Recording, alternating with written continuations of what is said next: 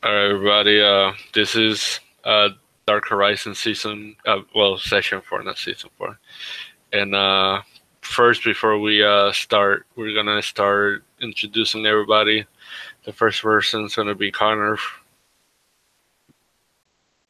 Hey Hi. guys, I'm Connor. Oh, whoops. Yeah, Need him, to my put that down. bad. I forgot there were two Connors. All right. Anyways, yeah, you. So we're gonna go with I am Connor number 1, and other Connor is Connor number 2. That's what we've decided for like the past 5 or whatever games we've been in together. So yeah. So Connor number 1, I'm going first. I'm Connor. I'm half of Dice on Ice. Um, I am playing Radshaw, the half Drow warlock, accompanied by a Shadow Dragon familiar. He's a very creepy, sadistic fellow who wields black magic in this world of gunpowder and chaos and dark horizons. And I'm excited to be this badass edgelord in this crazy, violent, dark session. That's awesome, man. All right, next is Baron. What's up, everybody? I'm Baron. I'm from the YouTube channel Rolling with Disadvantage. We do D&D videos, tabletop videos. I am playing Kira Jag, also known as the Scavenger. He is a half-orc druid of the Land Circle. Orcs, to my knowledge, are kind of, kill on sight. So he has kept himself alive by going where other people can't, and he's kind of found his niche in the wasteland. So excited to play support. All right, so Connor number 2. Hi, I'm Connor. I'm the runner of the Versatile Diecaster YouTube channel, where he's a tiefling monk, and he is Way of the Shadow. I'm looking forward to teleporting all over the place and punching people with guns.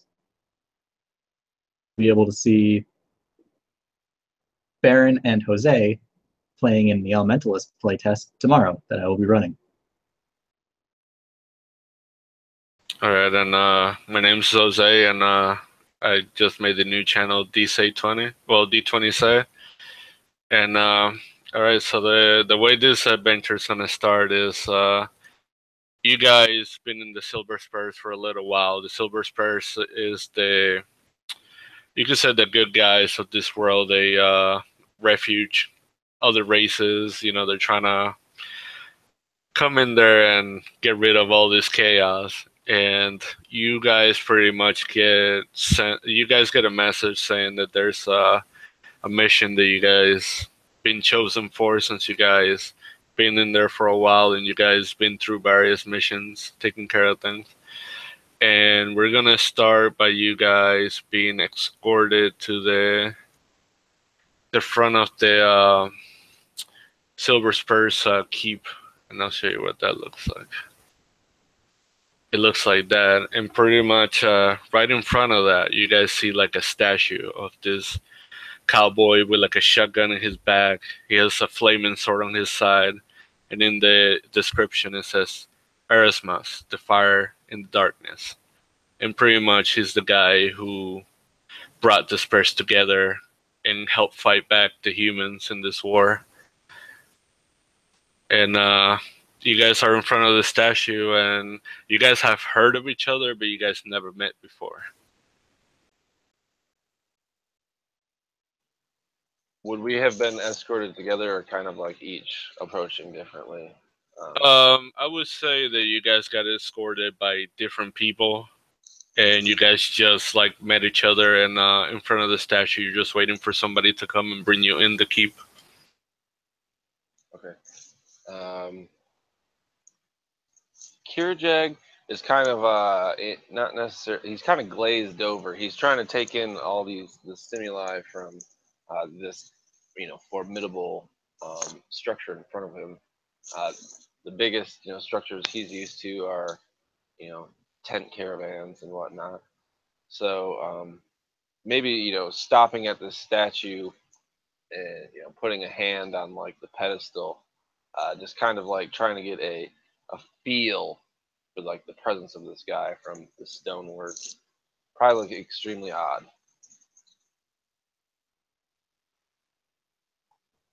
First time here. Nowhere will pat Kirjag's back. And like as soon as you say something, I like tighten the turban-esque kind of face covering I got going on.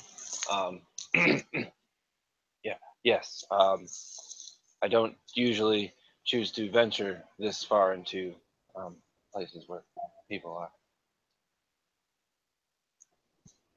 Civilization is kind to none of us. It's intimidating.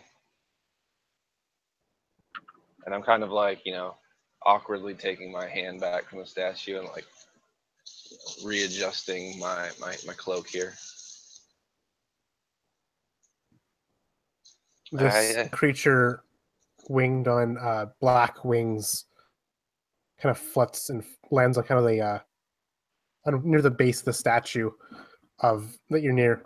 It's black like night, dragon-esque in figure, and it's just staring up at you with these small predatory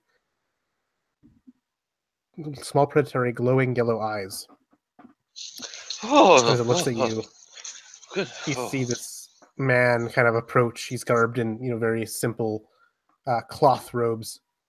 His various features are kind of adorned with a weird yellow glow. This kind of sick armor kind of on his right shoulder. He has this long white hair braided down his back. He says nothing as he starts to approach. Kirajag is kind of like, that certainly is an odd beast. I've never seen something quite like that. Where did you find this? Why does it follow you? And in your mind, you hear Bradshaw speak to you. He does not vocalize, rather his voice would boom inside your head. It is not the beast that was found by me, but it found me instead. A loyal companion, my master and my servant. And I'll kind of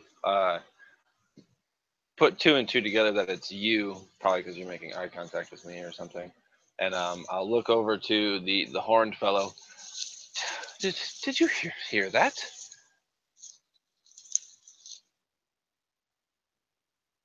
Would I have heard that, Connor? Nope. Nowhere will shake his head with a smile. Interesting indeed.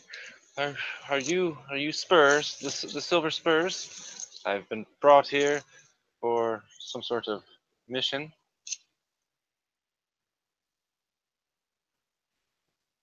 We are unsure of what we were brought here for. And with that, he kind of like flicks his arm up, and this drake kind of flits off from the statue and lands on his shoulder. Interesting. Well, I'm quite curious as to what we'll be doing. So as you say this, you're approached by this man, and he comes and he like shakes each of you guys' hand, and he goes like, "Welcome. We really need your help." And then he says his name. His name is White Ferris, and you guys heard this name before. He's one of the top snipers in the Silver Spurs, and he goes like, "Come, I gotta talk to you guys." And you see that right behind him is another person, another Silver Spur. His name is Wycliffe Smith. And you haven't heard much about him other than they call him the Fiery Vengeance. So they pretty much just like implied for you guys to follow them inside the keep. A dead shot and a dead man's worst nightmare. Wonderful. Very, very well. Anything to get me away from whatever's speaking in my head. Bradshaw follows with his familiar on his shoulders, silently, not speaking a word. So you guys are pretty much following both, and then they're going in the keep, and you see right in front of the desk there's this guy, and he looks weird because like he's playing with his hat, and he looks like he's blind. And he points to the next room over for you guys to go, and he's like, "Don't mind him." And it looks like this guy's like the secretary or something.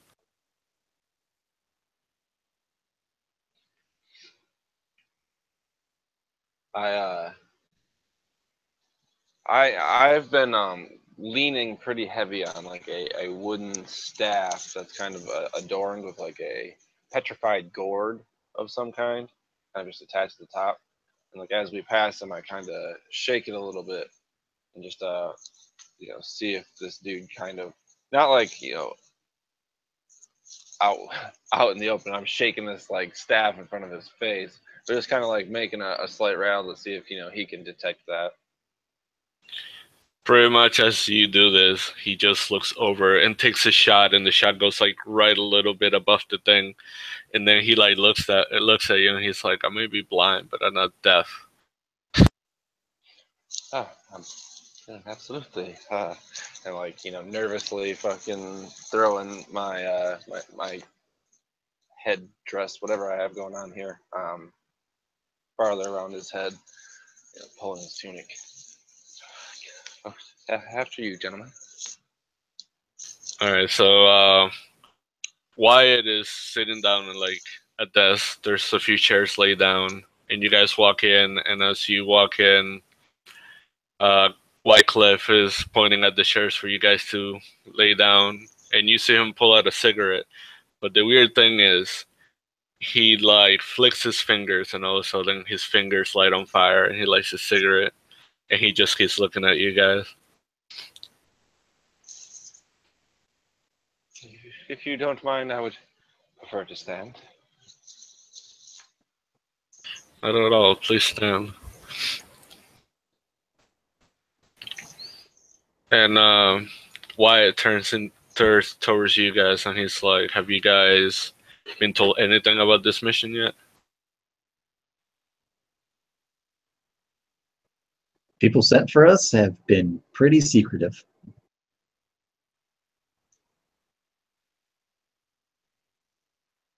No, I've heard nothing.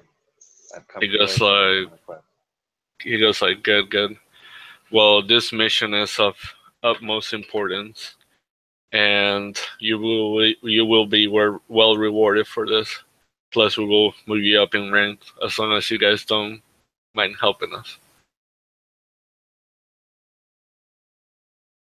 I don't see who else I'm going to get work from. I suppose there's only one way I can get to go home, and that is by completing your task. What is it that you'll have us do?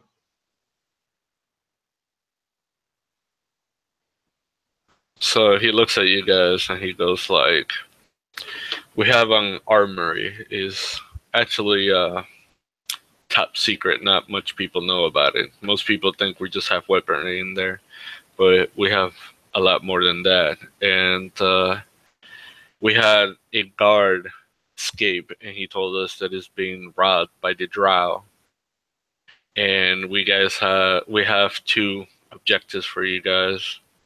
The main one, the most important one, is to acquire an artifact. It looks like a black cube, and he shows you a picture of this. And he goes like, "This is the main objective. Whatever you do, if you guys find it, don't play with it. Just." And then he's like, "The second objective. There is a vampire that we had captive there. His name is Franklin. He, if you find them, whether dead or alive, bring him in. If you can bring him in alive, great. If not, shoot on sight." As the picture is being showed off to us of the black object, would Radshaw recognize it with his knowledge of kind of the arcane and stuff? Yeah, can you give me an Arcana check? Sure. That's a total of 15. From what you can tell, it is a prison of some sort.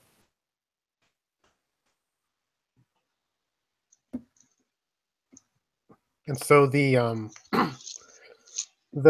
lizard Drake on my shoulders kind of speaks up. Very well, we will accept this quest. He goes, very well. I will escort you to the. 1 second. Am I still sharing the screen? All right.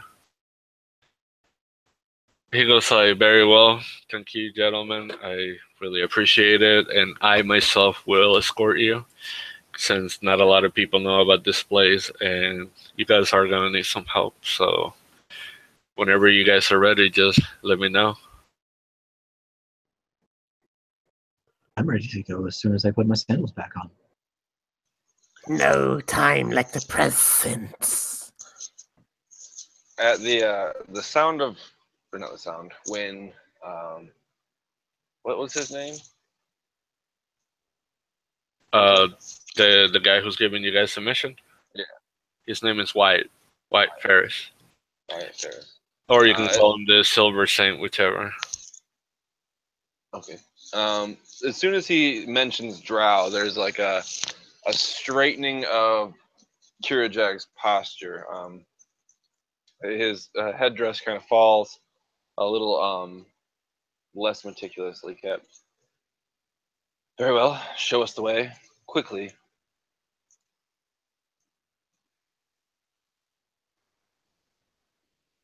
So as you say this, he pretty much throws each of you guys a bag. When you open the pouch, there's about 12 silver bullets, 10 normal bullets, and then there's 3 like, well, I don't want to call it med packs. It's pretty much like an Elven med pack. It's pretty much leads with like sorts of earthy stuff that you can put in your wounds to help you heal. Well, I don't have a firearm. Would you have one of those lying around? What is your preference? Whatever can fire, and like I'm like awkwardly fumbling with these bullets in my hand. Something like this. This is out of my area of expertise. Well, he looks at you. He's like, "Well, you're a big fella, so I think you can handle this." And he gives you a heavy revolver. And like the weight is actually like shocking to me. Very well. I will make do with this. All right, so he turns around and he's looking at Wycliffe, and he's like, "Wycliffe, I need you to gather people to meet us at the armory. This is gonna be a really dangerous mission." And let's see, do any of you guys got like history, or you guys want to make like a history shot? Yeah, sure. Not I don't think my character would. I'm not too familiar with the history of culture violence. Radshaw is very knowledged. He gets an 18 on his history. Nice. So you pretty much like, he starts talking about the drow, and you pretty much heard about this drow. They have a lot of like death squads. They go into keeps, towns, and they'll murder people, or if not, they grab people in the night and they turn them into slaves. And you just know that they can take care of themselves, and they're his squad. So you gotta be very careful. Yeah, I'd imagine like Radshaw would know this more, even because he's half drow, and like just being aware of how the drow are acting in the region is really important to him, so that he knows how he would offend or would not offend people, if that makes sense. Yeah, that would definitely make sense. Would this be a certain tribe of drow? In like comparison to all the other drow? Well, they don't really have tribes, and since they left the Underdark, they don't have houses anymore. They just have like gangs. The only ones that have houses were the ones that stayed in the Underdark, who they only abide by the rules. They only believe in the old rules.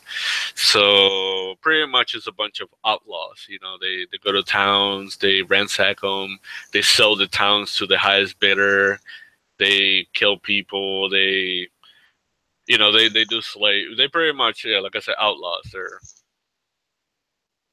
Now, Connor, would would Radshaw be the one speaking, or would his familiar be speaking? Depends on who. Totally depends on the context. So In far regards- in this little scene, only the familiar has talked so far. Just basically in Besides regards the to like telepathy that happened earlier. who would have said the history or knowledge of the Drow. I think that the telepathic message kind of would have resounded in both Nowhere and the Scavengers' heads from Radshaw himself. Okay. I won't react to that in any way. I'll just kind of like look at you. Can I actually roll maybe an insight to just see if I can determine Radshaw's heredity? I'm not sure if that's something absolutely. we could try, but maybe just I'd say it's almost even like obvious, like with my darker skin and white hair and like elven ears. Like, I Well, imagine to be it's pretty obvious. completely honest, I don't think my character would have interacted Okay. with half Drow. So I maybe just to discern for myself. I actually critically failed, if that is possible for your games and ability checks. So you are a mystery to me, Bradshaw. You can always ask him if what he is. Oh no. I'm super social anxiety org. Confrontation is not my cup of tea. So pretty much Wyatt looks at you guys and he goes like, "Are you guys ready?" Throwing, like maybe tucking this large revolver into my tunic, as will ever be, I suppose. Where exactly are we headed? Well, first we must go into town and acquire some horses, unless you feel like walking all the way. But after that, we're going to the armory. But it is going to take a day's travel. Just letting you know. Okay. I'm not sure if you noticed, but I have horns. Well, in this town, you're not the only one. And then he goes like, "Welcome to Hope's Gate." The doors open, bustle of the city.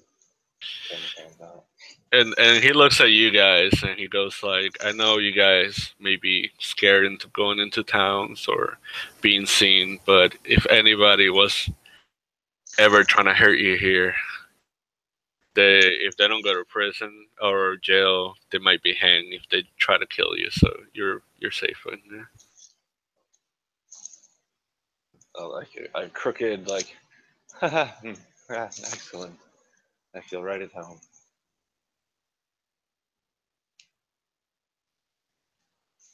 So he would pretty much look at you guys and go like this for you guys to follow him, and he starts making his way into the the the stables where they keep the horses at.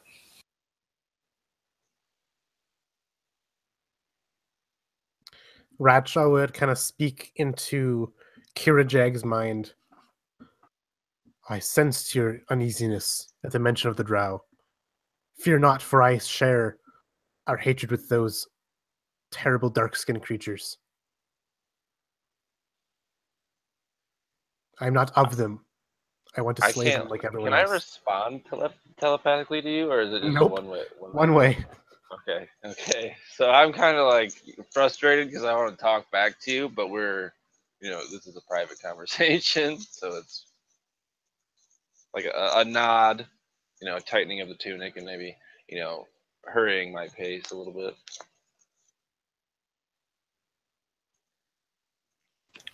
So I got a quick question, Ratshot. Earlier, when you were talking like telepathically, do you talk to Wyatt telepathically at all, or not really? Nope, haven't really talked to Wyatt at all telepathically. Okay. The dragon on my shoulders did speak a few times. What I'll do is I'll have two different voices for whether the dragon talks or whether I talk. I gotcha. That probably be less confusing. Is the dragon.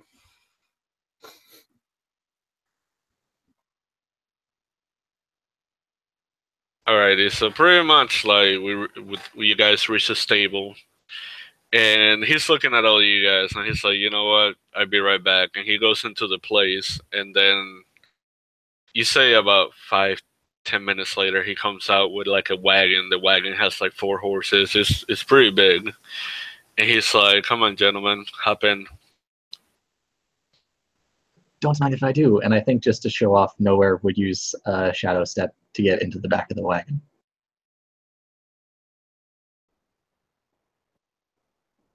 I think he would look at you and just like look at that and shake his head. And he would mutter on his breath, luckily he's not in another town.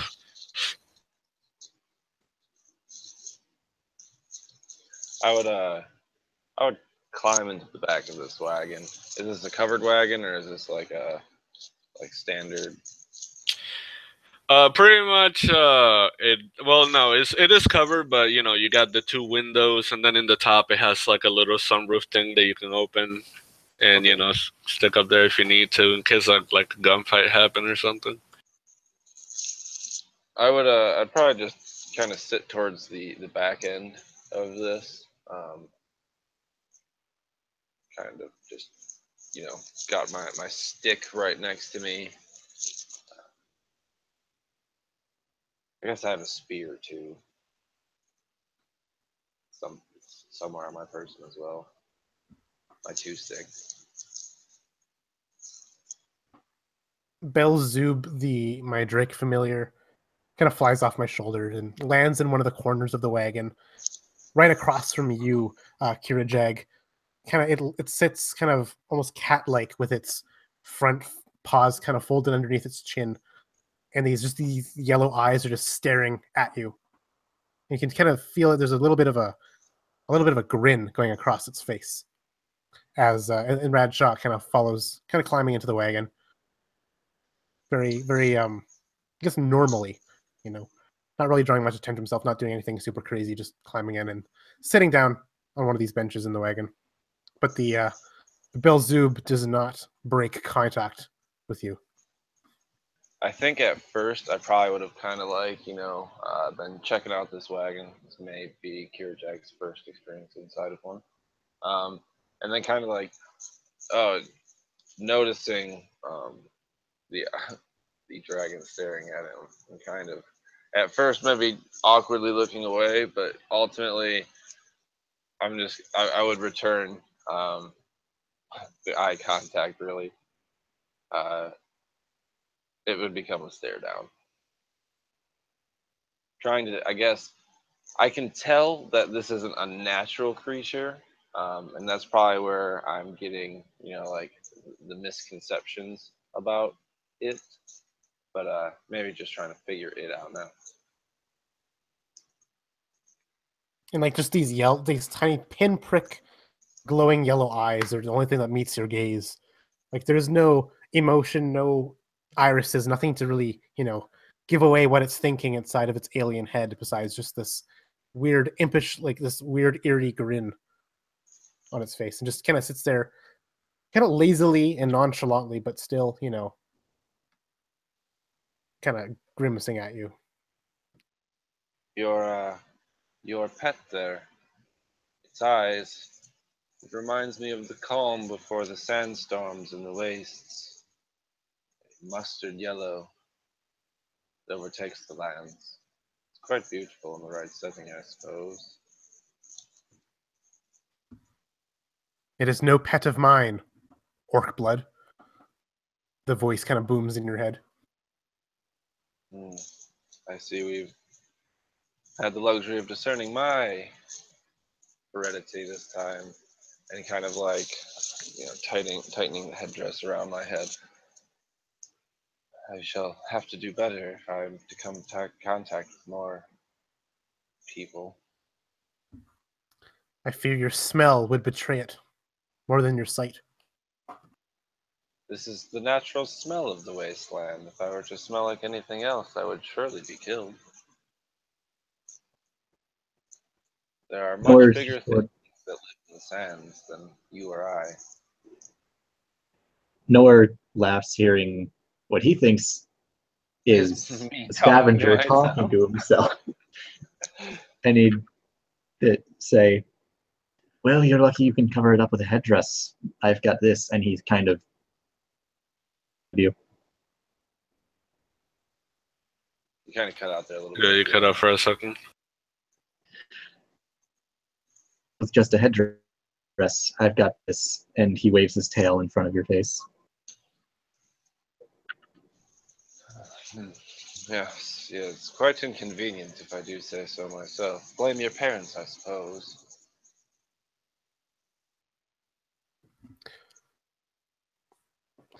We could blame his parents for his affliction too. So the dragon begins to speak up in the corner. The apples. Are apples even in this setting? I don't know. I mean, I guess. The Yeah, fruit, let's say apples are. the fruit never falls far from the tree. That is both true in civilization and in nature. So pretty much as Scavenger is talking, all of a sudden, Wyatt just does the thing with the horses, and the the chariot then goes forward, and he just falls back. The jerking motion definitely almost forces me down to my arm on whatever I'm sitting on or something. But I quickly try and resituate myself without looking too out of place and somewhere I should look out of place. And you think that that Belzoob the dragon in the corner kind of maybe even laughed or chuckled at you when this happened, but you're not sure whether it happened or not, whether it happened in your mind or whether you saw it yourself. One thing is for certain, I come in contact with people and I start hearing things in my head and dealing with things I've never seen before. I suppose this is to be expected. I was quite overwhelmed my first time too.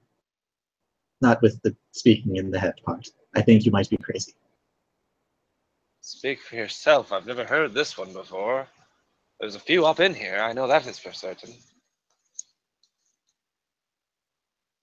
But not that one. That one is not home in my head. It is not home in mine either. Again, the voice kind of booms in your head. And I suppose, and for probably the duration of this conversation, I've been looking at either your familiar or somewhere else. This is probably the first time I look at Bradshaw. Well, I suppose then we have found something we have in common. Ratchak just gives a curt nod while turning back to the exit side of the wagon, kind of staring off into the distance. Jose, what is the terrain of this area? What are we looking at when we look outside the window? Right now you just see pretty much dead dirt and dead trees and boulders around and stuff. It'd be like, you ever play Red Dead Redemption? Yeah. It would look like that when you first get to the main town, and it's all dead pretty much. So wasteland. So this is where I'd be from then. Yeah, pretty much. So. Eerie. Perfect. All right. So I would probably also kind of look out the window. So as you're doing that, you notice there's a stop for a second. And I don't know if any of you guys want to look outside or not. I probably would right away. I would kind of look to Wyatt and see what Wyatt's doing in response. Can I see Wyatt from where I'm sitting? No, you would have to open one of the doors and take a peek, or go through the top to take a look. I'd probably pull a curtain or whatever. That's it. Getting up and walking to the front, to peek outside, get an idea of why we stopped. So you see this big bridge, wooden bridge, and this thing just looks beat to shit. And then on the other side, you start seeing woods, big trees and everything green. And he just takes a look back at you guys, and he goes like, "I hope you guys like a bumpy ride." I suppose I've gone through worse. As have I. Carry on. If it is too bumpy, I have my wings to carry me. So as you guys are like responding back, he can barely hear you guys, but he starts, ha ha, and then all of a sudden he starts going and going kind of fast, and you guys are going through the bridge, and it's just up and down, up and down. The cart is like shaking side to side. You feel like this thing is gonna break, but you guys make it through. Everything seems fine. And all of a sudden you take a path that goes right through the middle of the forest. So it is a bit dark, but you still see light coming through the trees and stuff. I don't usually go this far out of my comfort zone, I guess you would say. Oh, don't worry about the forest. It's nice. I do not worry about the forest. I worry about what the humans have put inside it.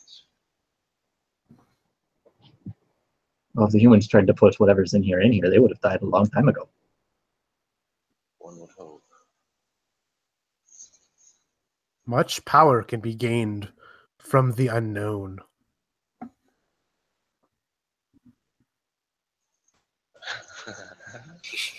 I don't have a response for that one. So pretty much now he's going through the path, and then you guys see these like elven ruins. And when you go by it, like it kind of looks like it's been kept, but you see like there was like a lot of damage, like statues with like a head cut off, hallways that are like collapsed, and he just slowly going by, taking a look like he's never really seen this before. Would we be able to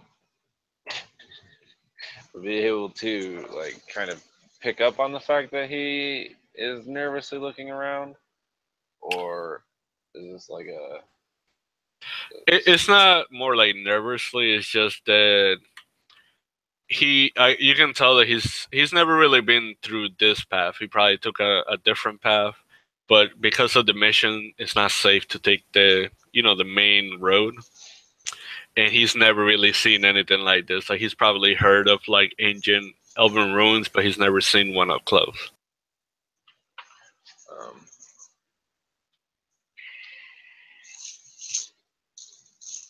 I would probably imagine that's kind of like a history thing, and I'm not too keen on the cultured history.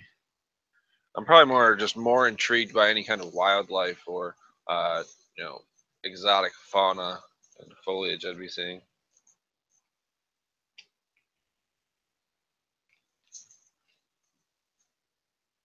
I got so pretty much like he passes through. He's done looking at it.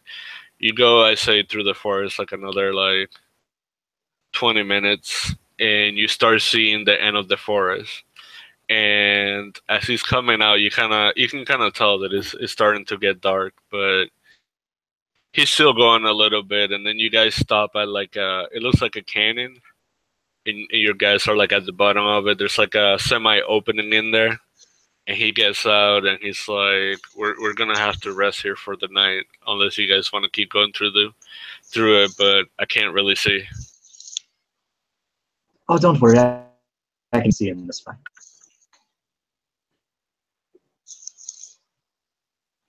Not even the shadows deter this one's eyes. The Belzoob says. The tiny dragon's right. I make my home in them. Yeah, go ahead. I prefer the sunlight, but I suppose it really doesn't matter. I can see just fine. He would look at you guys and he would go like, "That was a joke. Like, I know you guys can see it dark, but I can't, and I'm the one leading, so just he starts setting the fire. He's like shaking his head like, am I not funny? Like saying to himself. Wyatt's having a crisis because he doesn't know if he's funny or not.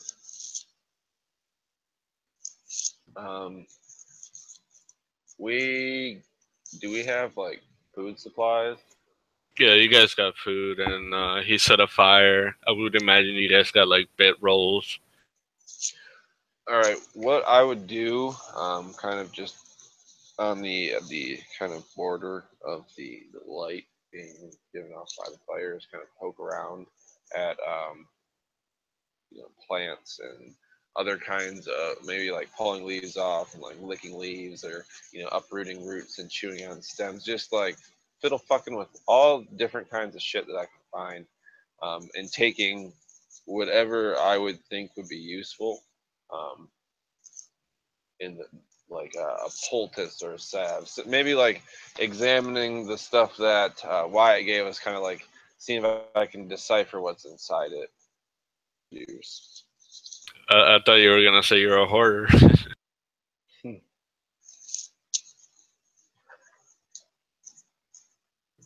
the So meantime, I'll say that Radshaw kind of tucks in for the night, while this is all going happening. He kind of like resting in his bedroll.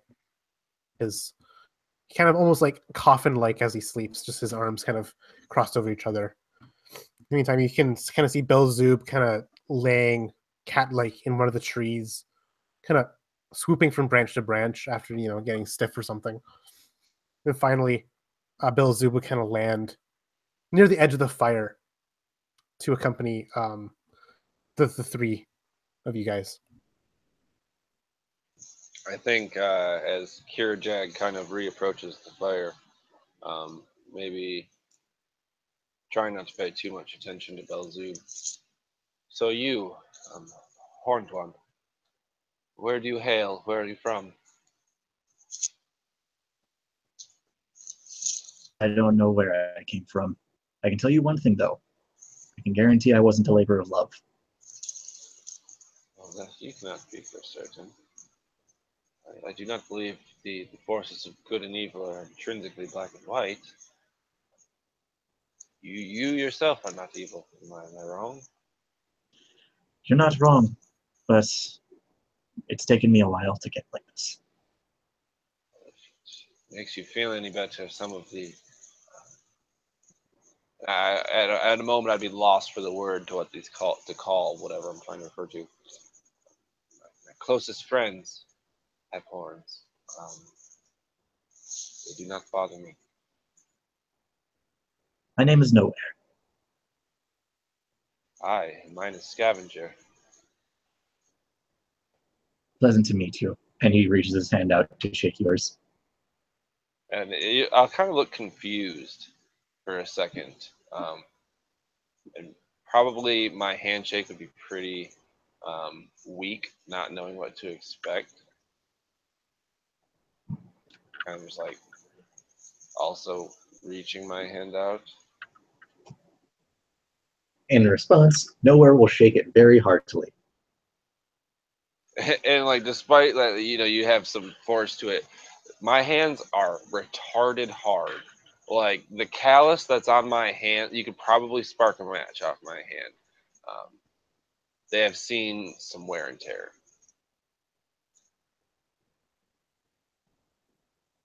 Very well. This gesture is lost on me, but and he'll kind of like step back and kind of like dip his head a bit.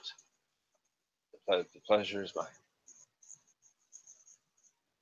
So as you guys are talking, Wyatt comes by you guys. He was making food earlier, so there's like a pot of like stew, and he reaches over you guys, give you each a bowl, and then he puts his hand on Scavenger and he goes like, "You guys don't need to be scared. We the Silver Spirits take care of each other, no matter who you are, what you are." And then you see him start like he heads over to the wagon, goes inside, and then you see him grab a bedroll and throw it on top of the wagon, and you see him climbing up. And yeah, that was poor ominous. Before he walks away, like soup in hand. Oh, I'm not afraid. Cautious. Cautious keeps you alive. And risk is the spice of life. I suppose that is the duality of this situation. You cannot have one without the other. So he would like nod at you guys, and he's like, being cautious is always good.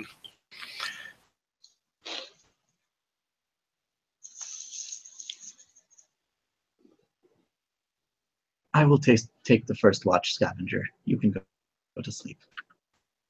Wyatt would actually look at you guys, and he's like, you guys should actually rest. I got this one for now. And when you see him climbing up, you see the shield on his back, and he has like a spear.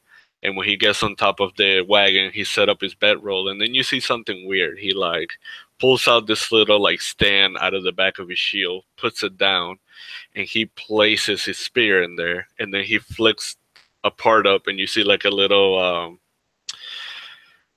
sight, and he's just set up there with this really big spear that is pretty much a sniper rifle, and it's like mounted into his shield. And then he just looks at you and he winks. I think Kira Jag would kind of laugh. Says he can't see in the dark.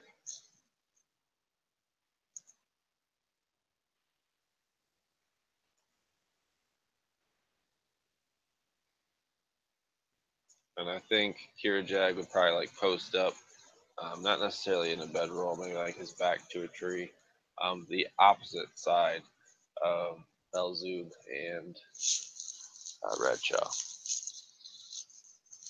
And as you're kind of setting up, kind of leaning up against a tree and gathering, kind of setting your bag to the side or whatever, you kind of just see Belzoob again, kind of up in one of the trees, almost camouflaged or kind of hidden. His dark scales, very well accustomed to hiding in the shadows, but his yellow piercing eyes still just continue to stare at you with this kind of sly grin across his face.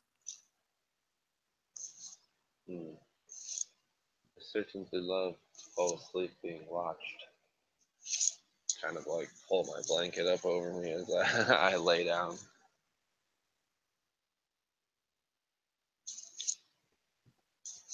Noah would salute to Wyatt and say, I really didn't want to. And then he'd climb into the wagon and set up his bedroll in there.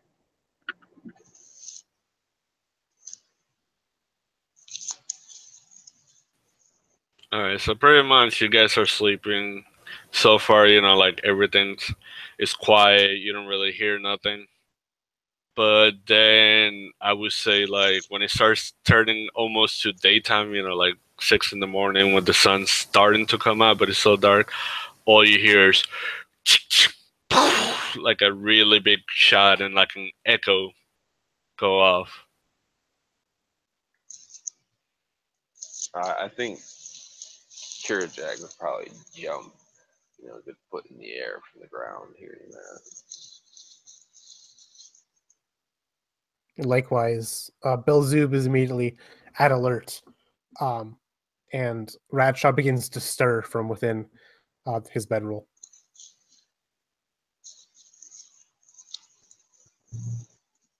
Noah would kind of hop awake and then immediately go to his pack and start rifling through it. Where are they? Where are they? Where are they?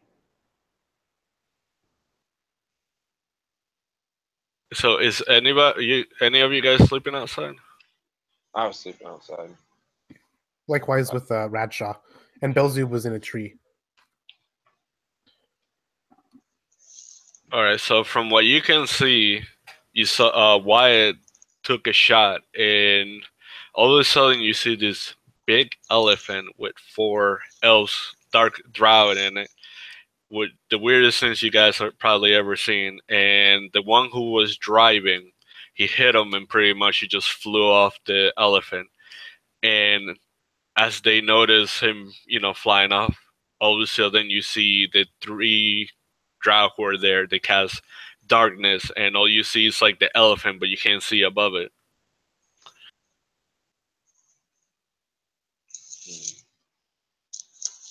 Well, I'd probably, jump to my feet, look to Wyatt. I mean, obviously, I know what the hell's going. Not to the full extent. There's something attacking the camp.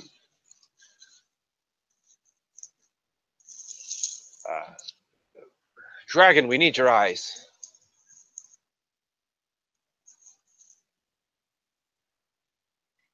And as you're saying that, Belzoob has literally vanished from his kind of perch in a tree branch. I'm not able to see him anywhere. But then you hear a kind of a voice right beside you, as if like inches from your ear.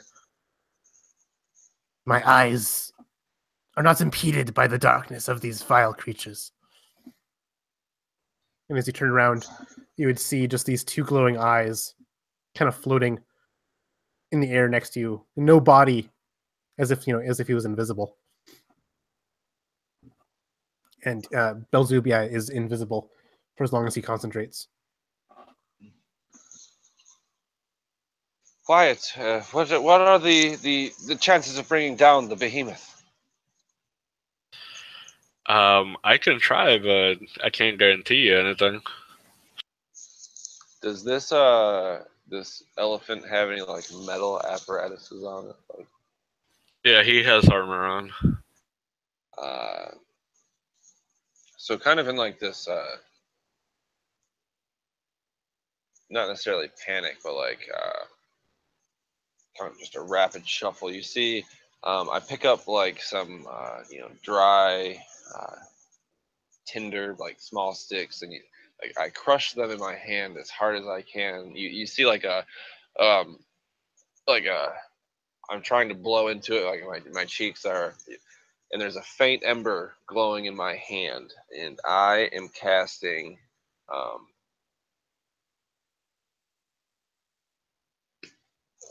heat metal on the like any metal that's on this elephant that I can see. I got to, well, roll for it. I don't know the exact. I think it might be a save on your end. All right. Yeah, sorry, I don't know about that one, so just let me know what it is. Any creature in physical contact with the object takes 2d8 fire damage until, or when I cast the spell. When the object, it must make a Constitution save or drop the object if it can. If it cannot drop the object, it has disadvantage on attack rolls and ability checks. So you would be rolling a con save for the elephant, DC 13.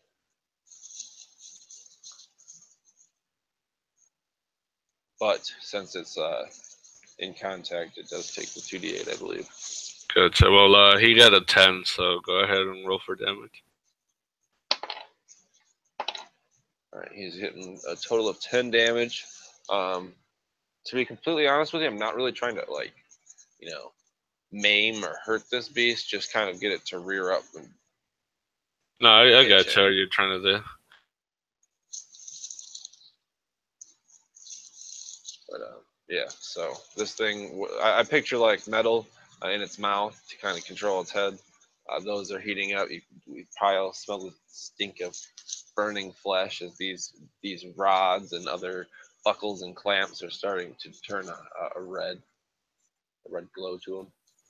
So and all the while, there's still like this red ember coming out of my hand, on like a small smoke trail. So you start heating up this piece of metal that is in the elephant's mouth, and all of a sudden the elephant just starts freaking out, trying to shake it, and it jumps up. As it goes up and it comes down, the tree drow fall, and then he like pretty much he does it again, but when he does it this time, his back feet go up and he lands on one of them. And as they notice this, both of the other two drow, they you see them casting a spell and they teleport behind two boulders, like one in the right side, the other one on the left. Are you wanting us to roll for initiative? Yeah. I don't know if anyone else had like any preliminary. Kind of jumped the gun on that one.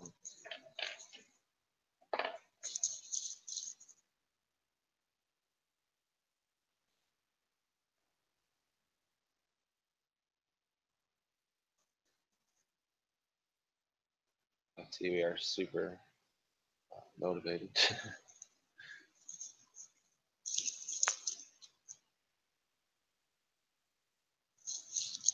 Okay, so pretty much it would be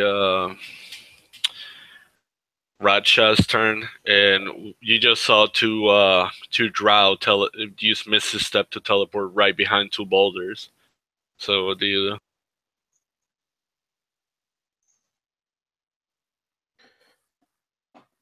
Radshaw would speak telepathically with Belzoob, who can see through the magical darkness, and is kind of his scout. And he would use Belzoob's kind of perception to guide Radshaw's attacks. And Radshaw, kind of like spurring from his bed sheets, begin to kind of weave this yellow putrid liquid between his hands, kind of an kind of like channeling kind of an orb of fluid, and boom, boom, two beams of this yellow fluid kind of fly out.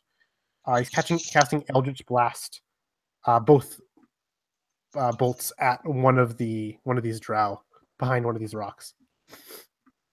All right, are you casting it on the one on the left or the right? The one on the right. All right. So it's a disadvantage because they're behind a rock. I would say. Cool. So the first blast is an 18 to hit. Yeah, that definitely. And the second one is an 11 to hit. That one doesn't hit. Okay, so the first one would do 8 points of force damage. All right. Anything else? And that would be so kind of like moving up was my movement. Casting Eldritch Blast is my action, so I'm good.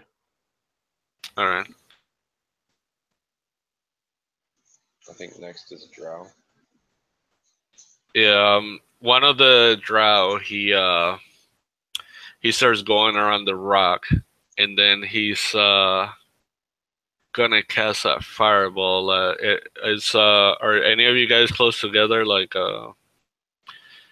Nowhere and Scavenger?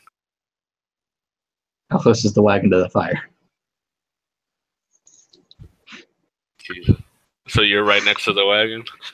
I'm in the wagon. Oh, okay, well, never mind. So he will take a peek, and he will shoot a firebolt at Ratshaw.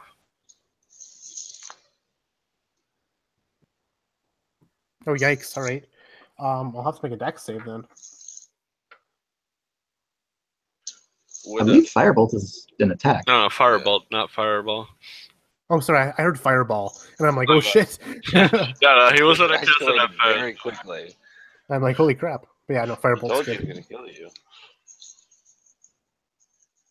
Would Wyatt be involved in this whatsoever? Yeah, my bad. I didn't do initiative roll for him. I should probably do that. Oh shit! Okay, he got a 21. I'll just go after the drow. Yeah, he had to reload. My AC is 13 for this firebolt attack. What's up? My AC is 13. Your AC is 13, you said? Yeah. Okay.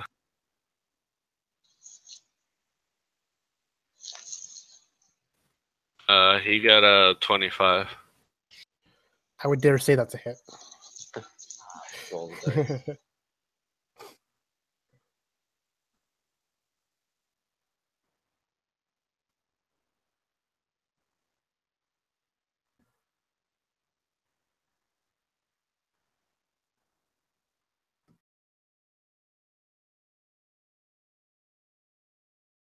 All right, you see his finger light up, but the only weird thing is like this firebolt is like a blackish purple. It's not red like it used to, and he shoots it your way, and it hits you like on the shoulder, and you take 10 damage.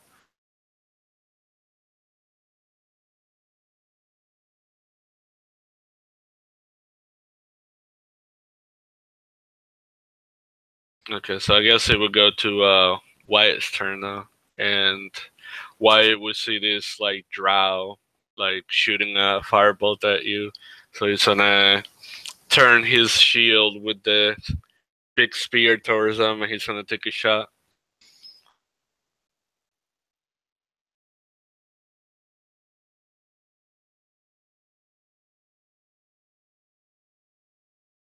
All right, he got a 14, and that one hits that one. Let me do the math damage.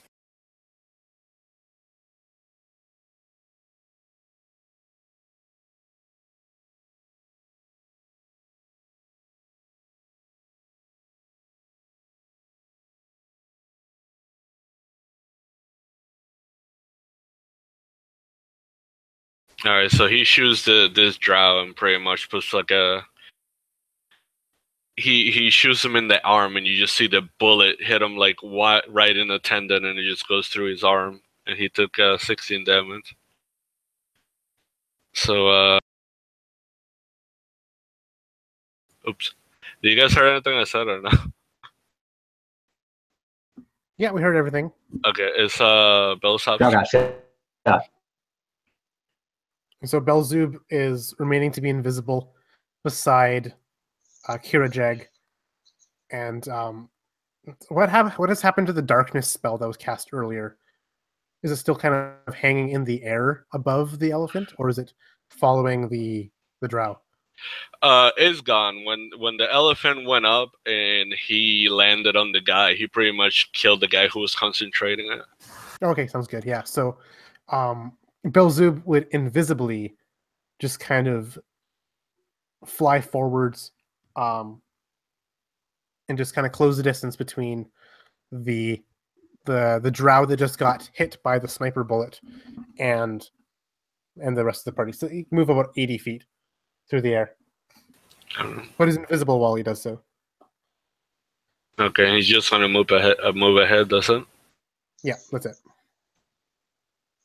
Alright, it's Karajak's turn.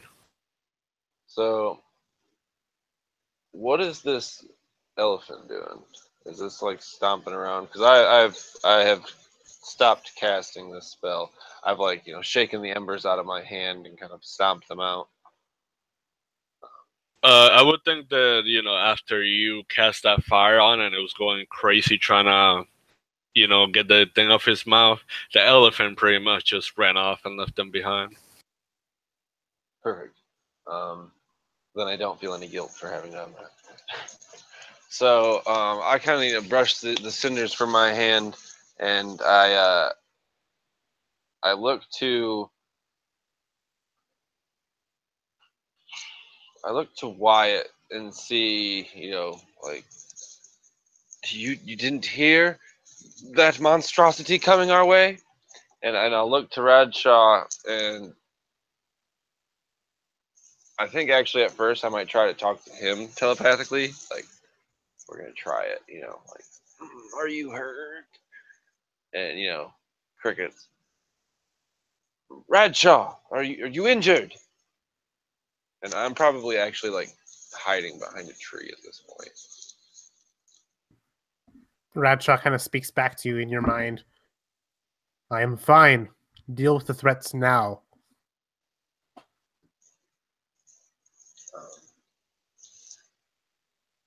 And with actually,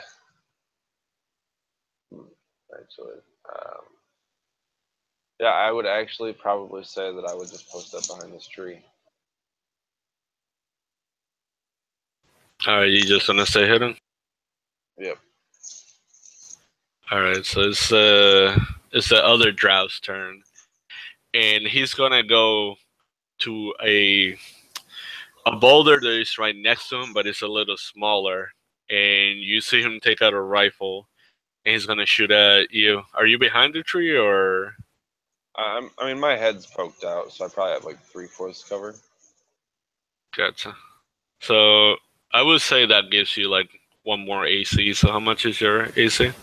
My AC total, it would be 13 with that.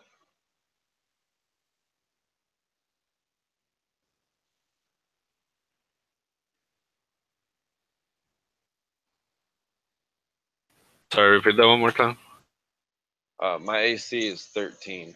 Actually, if you don't mind, I forgot that I have the guidance cantrip. Would I be able to kind of, retroactively cast that for my turn? Yeah, you can do that. We'll say that you use that before you hit in the tree. Yeah, kind of like as I was calling out to, I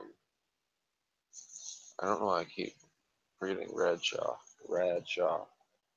I would, as I like toss the cinders into the air, they might blow into like a smoke that kind of drifts his direction, not hindering him in any way, but you can roll a d4 and add it to any ability check or attack roll counter. Gotcha. And you did that on yourself? No, I did that to Radshaw. Gotcha. All right. So this drow, he looks different than the other one. The other one was wearing like robes. This guy has metal mixed with leather, and he pulls out this rifle and he goes shoot at you. And maybe because you threw that stuff at you and all the dirt was flying around, he wanted to shoot you, but he just like shot the tree instead. There's probably like an explosion of like splinters, like right next to where I was standing. I kind of ducked behind the tree. Gotcha. And you just hear like a little thunk right next to the tree as you hear him fire. And it's Nowhere's turn.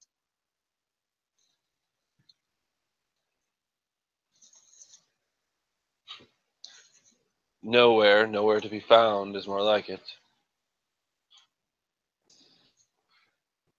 Nowhere jump out of the back of the wagon with two on his wrists, each with a barrel of a gun inside of them. Oh. So, Jose, would you say that right now it's low light? Yeah, pretty much the sun is coming up. It's not all the way up. So it's lightish, but there's still, a bit dark. Sweet. So, Nowhere's form melts down into the shadows of the trees, and shadowy tendrils lift up from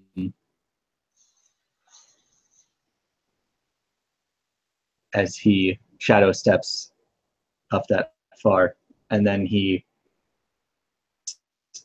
caster drow, the one in the robes. He's gonna try and punch it. Punch him in the mouth. I got a nat 20.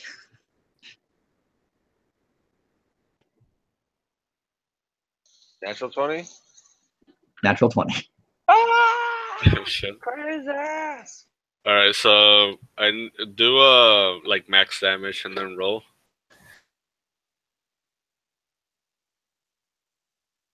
Have we all seen Inglourious Bastards? Because that's literally what I've been thinking these guns were the whole time. So, Jose, Before I'm you going to be using. Oh, go ahead. I'm going to be using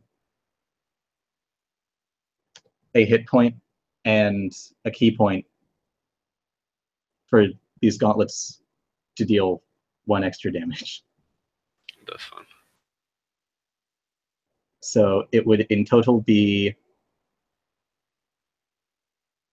14 bludgeoning, and I have an extra attack. So let's do that. I miss. So Nowhere swings it, and he punches the caster, and a loud bang is free. of Nowhere's essence launches itself into this drow again, and the drow keel over in pain, and Nowhere swings right over his head. Do me a favor real quick. Roll a d4.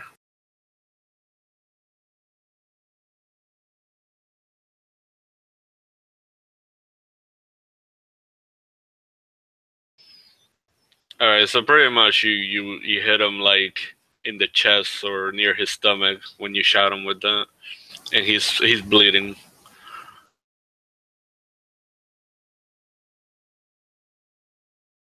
All right, now is that it for your turn? All right, so Wyatt sees that guy is hurt, so he just turns around and looks at the other guy who hasn't even been touched, and he just like cocks the gun ready to shoot it, and he's gonna fire his way.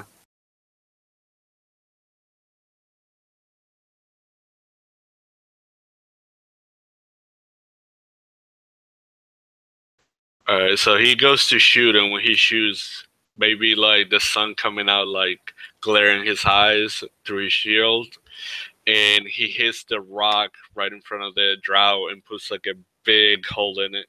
And then after that, he uses his bonus action to reload his sniper rifle.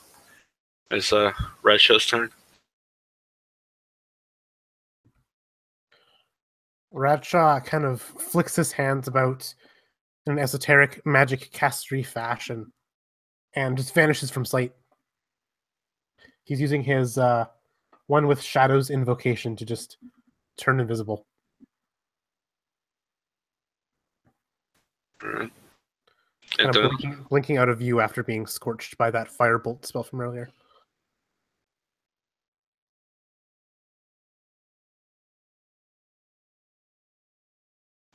All right. Are you moving any, or does it? He cannot move using this invocation. So he's technically still where he is, but no one knows where he is, essentially, because he's invisible. It's a chameleon, huh? Yeah. All right, so it would be the second drow's turn now. So the rope guy, he just turns around and he looks at his buddy being like, well, actually, he got hit, my bad. He would look at Nowhere, and he would try to he would take out his handgun and fire at him point blank.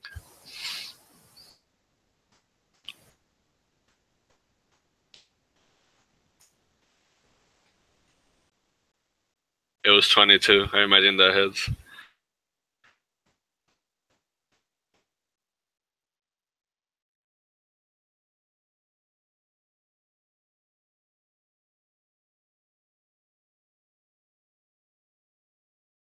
Nowhere's getting shot.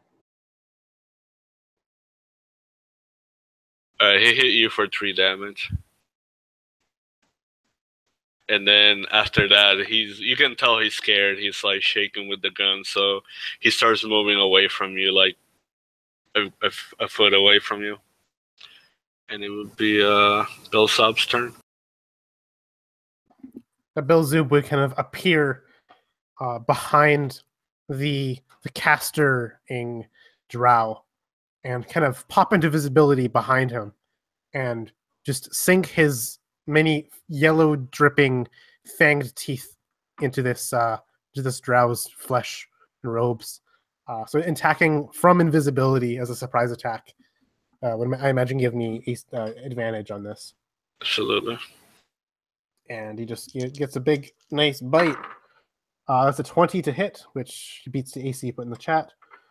And so it does 5 points of piercing damage. And I need that drow to make a DC 11 con save.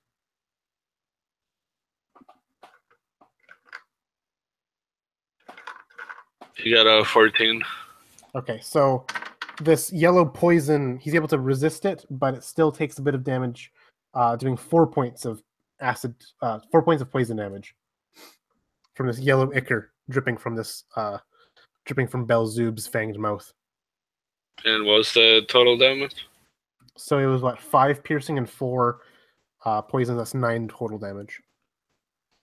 All right. So as your dragon companion like bites into him, maybe he bites like into his neck or collarbone.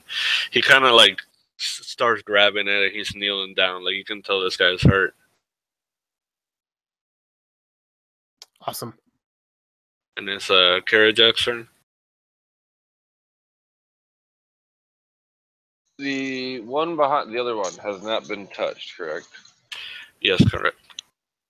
Oh.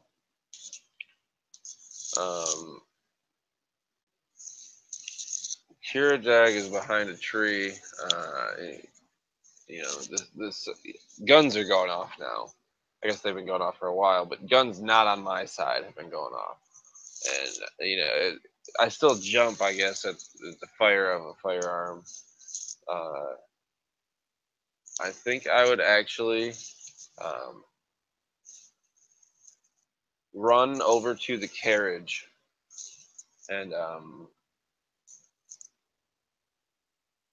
kind of like pull some dried herbs from my satchel, and I would set them aflame and just kind of like waft the smoke up into the air behind Wyatt. And I would like to cast guidance on him as well. All right. I'm sorry, for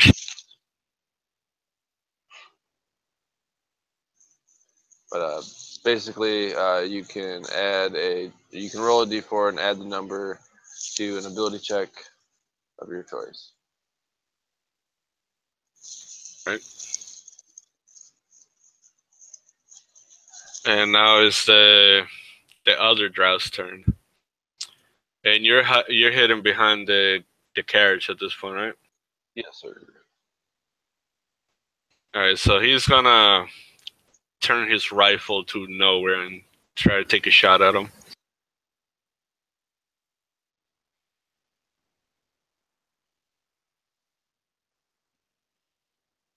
Yeah, I have forgotten that this guy gets 2 attacks. All right, so the first one was a 22, and the second one was an 11. Only the first one.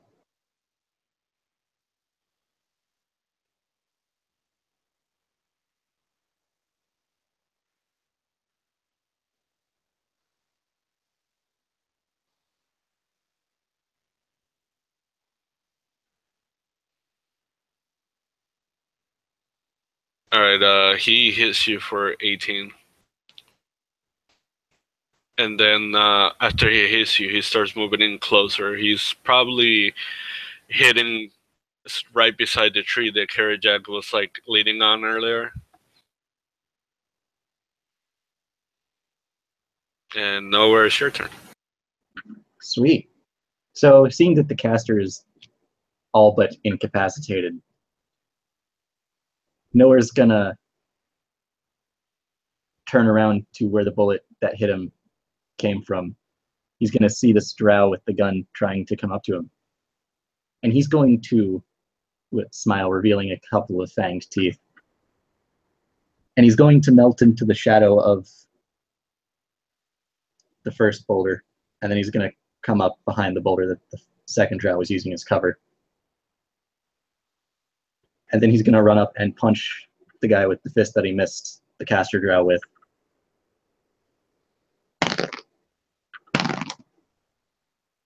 It would be a 24 to hit for the first attack.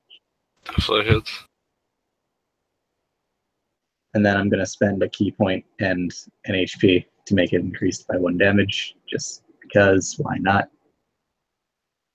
Good thing I did that. He takes 5 bludgeoning. Then I'm going to punch him again. That is an 18 to hit. Sweet. That is 7 bludgeoning. So grand total 12.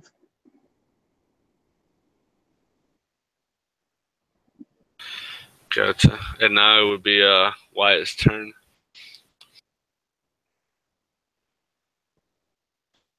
So Wyatt sees you like punch this guy, and he sees that the rope drow, he's just like kneeling down, so he sees like an easy target, and he's right above, so he's gonna take a shot with advantage. I would imagine, since he got the guy semi-prone and he got higher ground.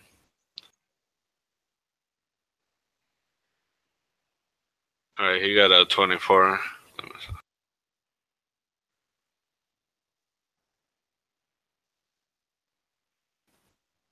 So you see Wyatt, like after he reloaded his rifle, he looks down at the guy and he pretty much does like a little cross thing, and he shoots him, and all you see is his head just, and the body just drops forward, and he just like nothing starts reloading his rifle again. Jesus.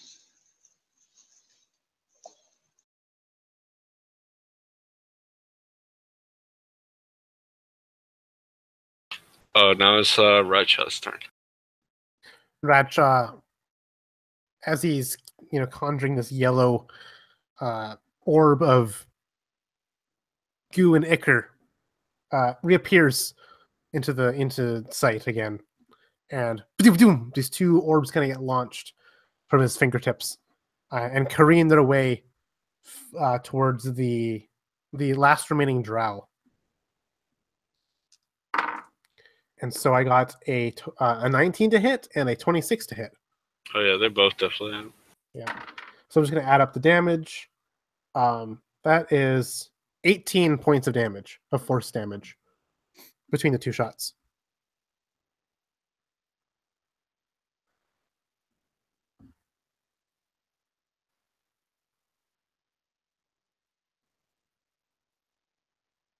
All right, and is that all you're doing?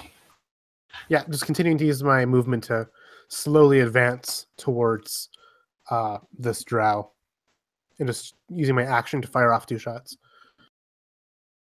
Gotcha. So now it would be Belsub's turn. And Belzeb kind of, this wicked grin appears across this dragon's face, and again it vanishes, turning invisible once again, and flies overhead of the remaining drow in his invisible form. That's his first turn. He's not attacking? Actually, it'll use the help action. So imagine what it'll do as it's flying above head. It'll essentially try to just distract this drow. I don't know, by like slapping its tail kind of in its face, or like kind of nudging the gun it has off center a bit, just hindering it and having the next attack on this creature being at advantage, but not actually attacking. So that's my action, is a help action. So, Karajak, it's your turn. You see this guy by the tree, and he's just like going like this, trying to get the dragon off of him.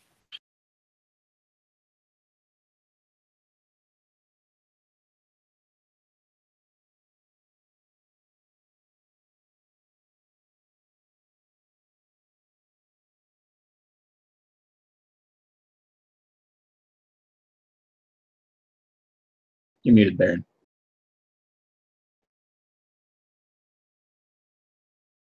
Was looking at my character sheet to see what I wanted to do. Talking for the last probably 5 minutes. So I see this guy kind of frantically like flailing about, and I do not see Radshaw. He's invisible, correct? Radshaw is visible. He only blinked He is out visible? momentarily. Gotcha. I think, maybe out of the corner of my eye, I seen you disappear, and then I ducked behind the cart, and now you're back, and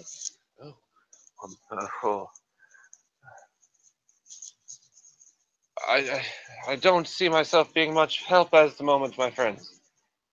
Carry on.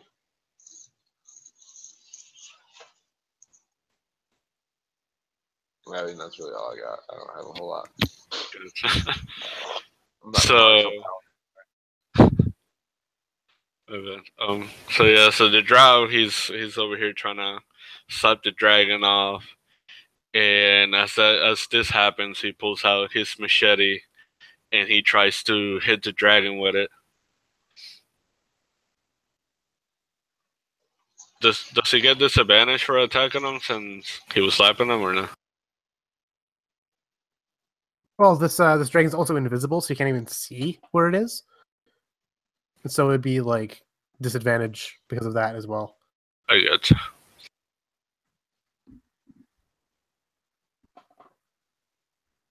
Alright, so the first hit was 16 and the second one was 12. So 16 would hit and 12 would miss.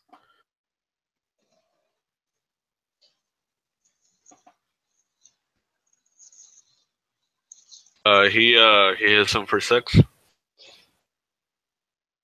And so like this little spray of yellow blood would kind of like fly out of this kind of small cut, this nick, kind of like splurts out of nowhere in the air. Just, you know, this invisible creature getting struck for a bit of damage.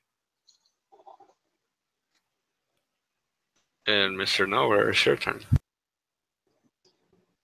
Taking advantage of the dragon distracting this drow to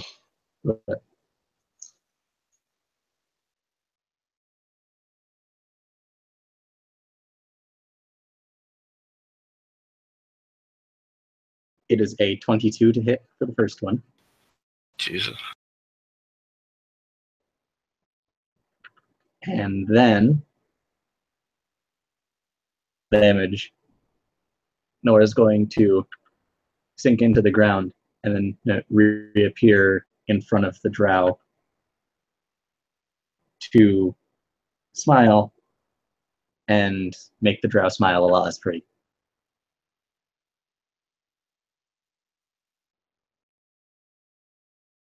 I got another crit. Jesus. Alright, do max damage and then roll. Oh, after that, make sure you roll a 1d4.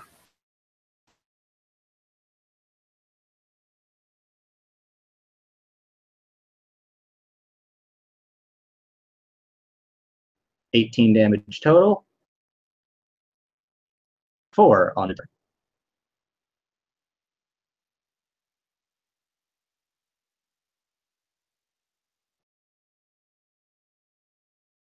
Alright, so you pretty much like trip this drow, and then as you do this, you pretty much break his leg. Like he falls and he's just trying to get up, but he can't.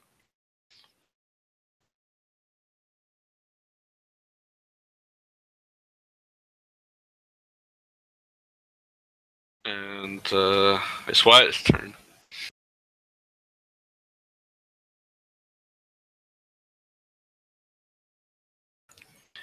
Wyatt goes to shoot at this guy, and pretty much as you broke his leg and he's falling, his aim was off, and as he shoot him, the bullet just goes and the guy falls, and he just goes to reload his weapon, and it would be Rasha's turn.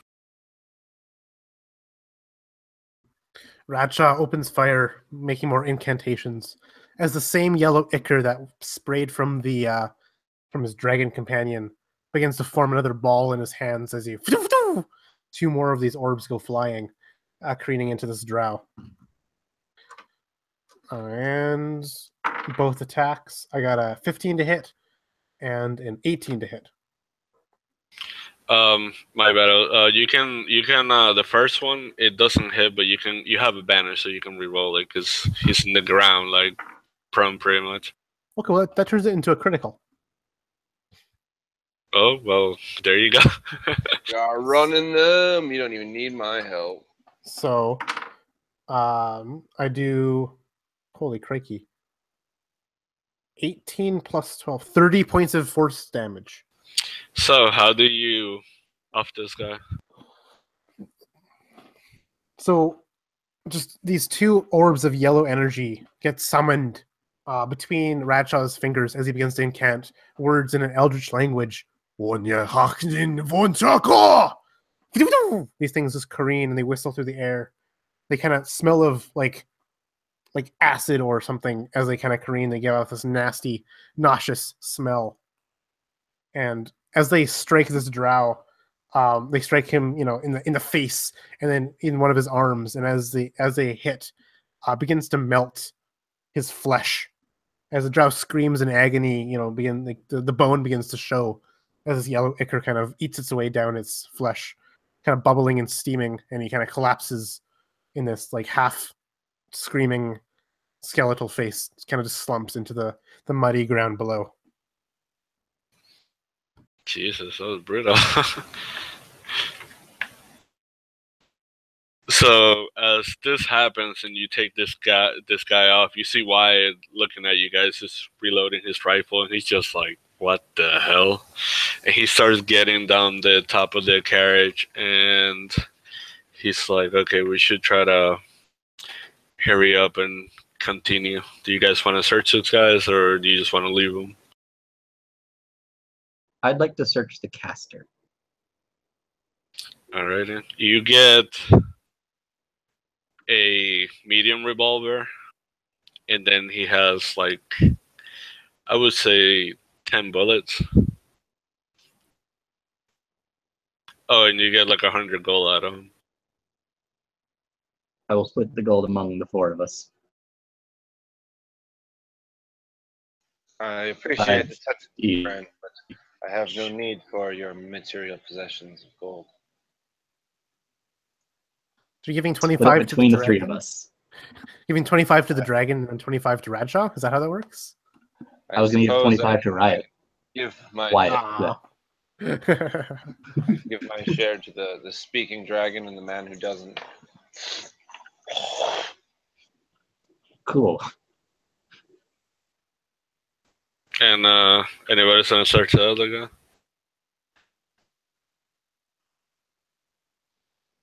What kind of like armor or like clothes was he wearing? The other guy, he was wearing like I would say like studded leather. I would probably like look at it. Shoddy craftsmanship. Lay him back down. All right. He does have a rifle if he wanted, and he would have like 12 shots for it, and he would have like another 100 gold. I would leave the gold, but I would probably take the rifle.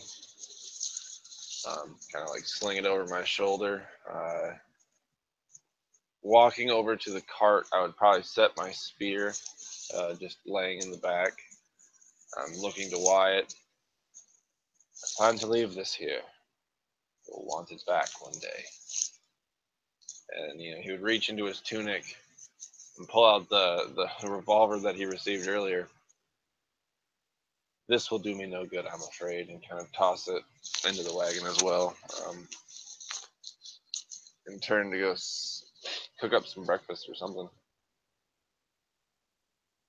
I think Wyatt would look at you confused, and he would look at him and be like, "This is the first time I see an orc that doesn't like fighting." Fighting gets you killed. I want to live. So yeah, Wyatt would start feeding the horses and letting you guys know to get ready to departure. I would probably actually, while breakfast is cooking, take the few seconds to at least glance at everybody's wounds if they have them. Nowhere has some good ones. And I would cast Cure Wounds on.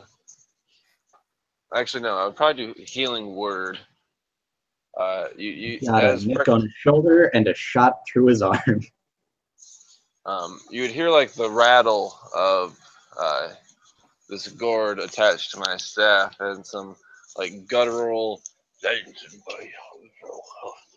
and there would be like this, not like a bad smell, but like a dusty, like earthen smell. Something you wouldn't really experience in the woods as much as somewhere where there's no foliage. Like not a damp, earthy smell, but a dry, earthy smell. Is this as you cast Healing Word? I believe it's a D4 per level of spell slot use. What's your ability modifier? Which is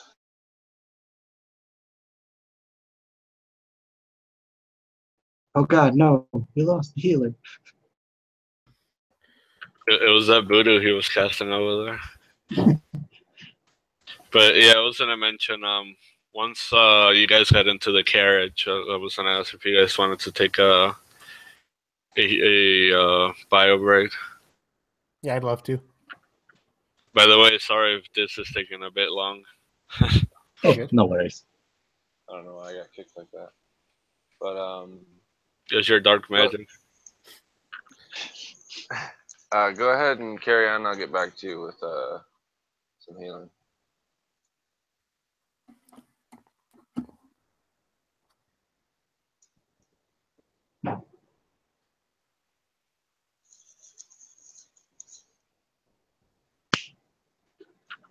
Nowhere will wander back to the campsite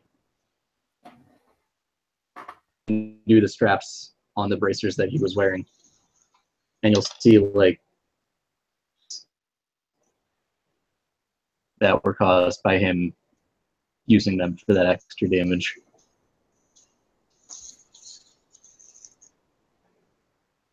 You'll see them close up as the voodoo magic starts to take effect,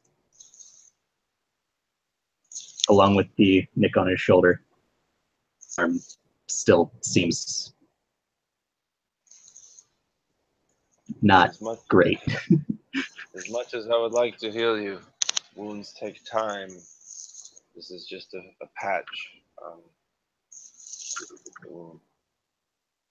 I do what I can. It's fine. I've taken more blows than I'd like to say.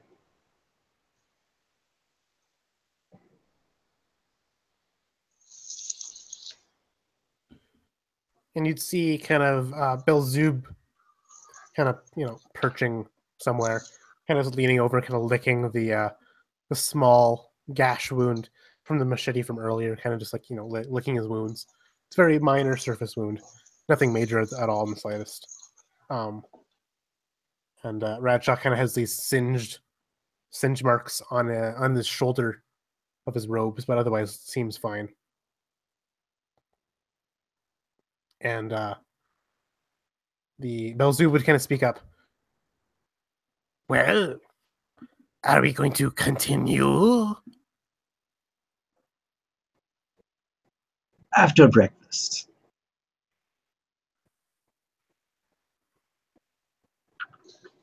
You'd actually see Kirajag pull out like these little like black sausages.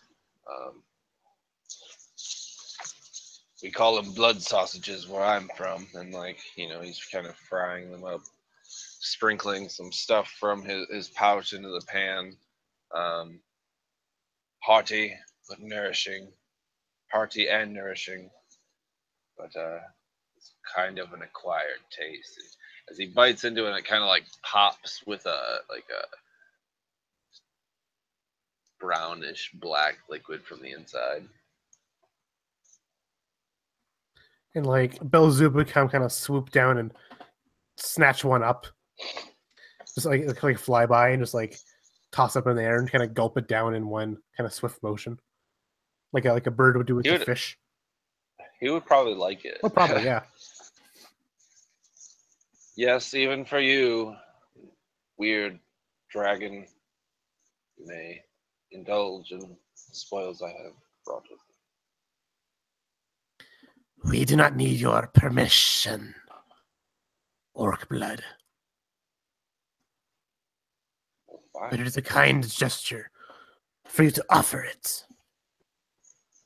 And he'll kind of like finish the one he's eating. Well, I suppose courtesy isn't for everyone. I suppose that is a trait of the wild, so I cannot hate you for it. Nowhere will bow his head and hold up his hand, and then he'll say, I appreciate the offer, but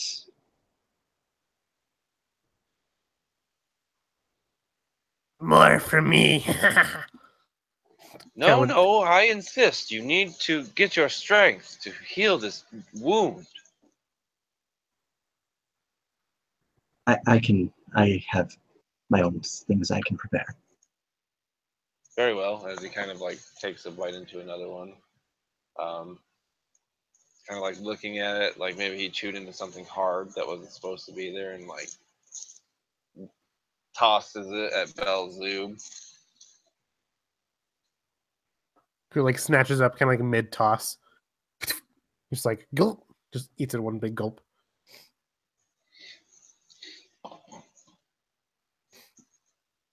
You see Radshaw kind of just like meditating, kind of cross-legged on his bedroll, just completely not at all part of this conversation.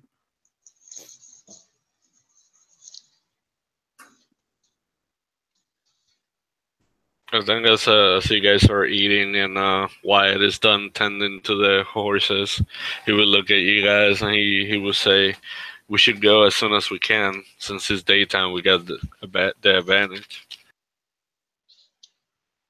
I mean, after eating breakfast and kind of, dampening out the fire, Kirajag's ready to go.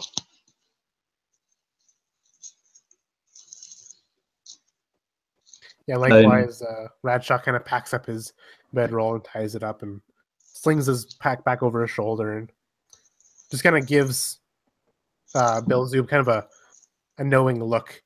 And immediately Belzoob kind of like flitters up and perches on Radshaw's shoulder. Like silently, wordlessly, somehow they, communicated with each other. And Radshaw begins to kind of walk towards the carriage and hop in. In the meantime, Nowhere. Belzoob's kind of like crawling around on his shoulder and facing backwards, kind of just staring at Kirajag with those weird, unblinking, kind of coy eyes, just kind of with a slight grin. I almost picture you sitting down on like the same side of the carriage as me and my character, actually making the effort to get up and get to the other side of the carriage. It's like a 3-foot difference, but it's like I don't want to sit next to that guy. Nowhere would hop into the carriage and go through his pack and pull out a little sack, and he'd open it up and he'd start pulling this from it and start eating it. Alright, so since you guys are in the carriage and we're pretty much getting ready to go to their armory, we're gonna take a quick bio break, right? All right, I'll be back in a minute.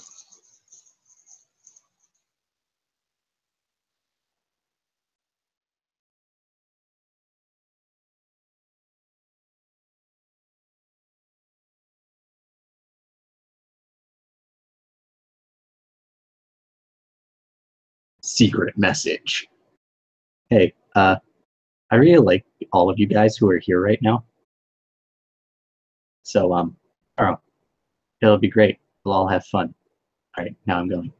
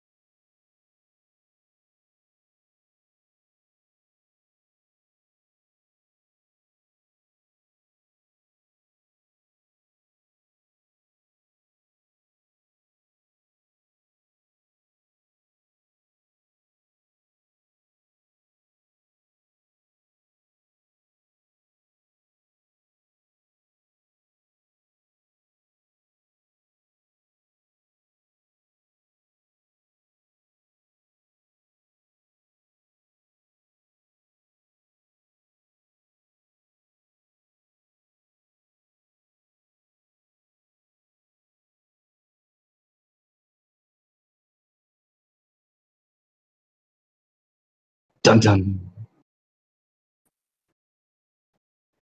Dun-dun-dun. And I'm back. Hello. Welcome Hello. back.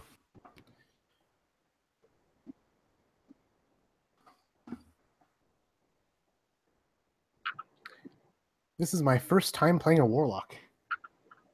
Ooh, are you enjoying it? It's neat. Definitely very neat. So far, all I've done is cast Eldritch Blast and use an invocation, but it's all... My companion here is doing a lot of funness to it, so...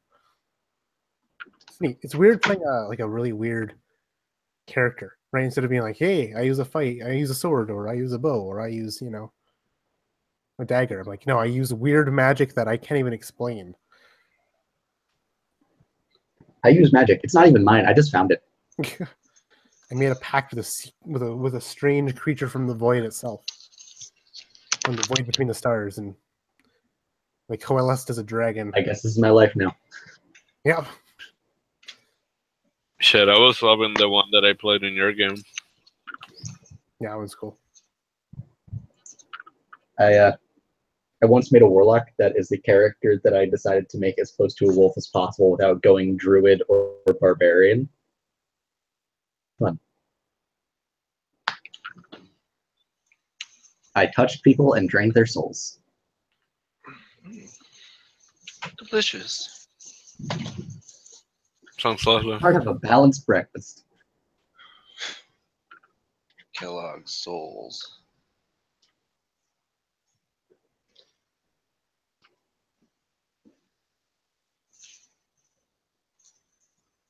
Well, I'm ready if you guys are. Yep. Alrighty. So why, he started going ha ha, and the horses start going forward, and then you feel the cart just like take like a quick turn, and all of a sudden you feel like you're going downhill.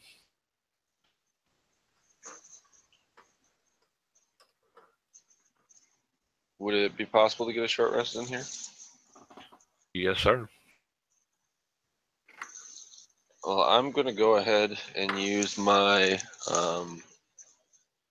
regenerative spell slot here. I can get... I use 2 level 1 spell slots, so I'm just getting those back. I can do that once for short rest. Natural recovery.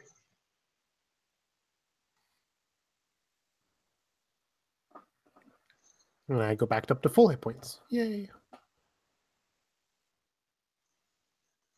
Jose, before we get too much farther along, what is the damage for rifle?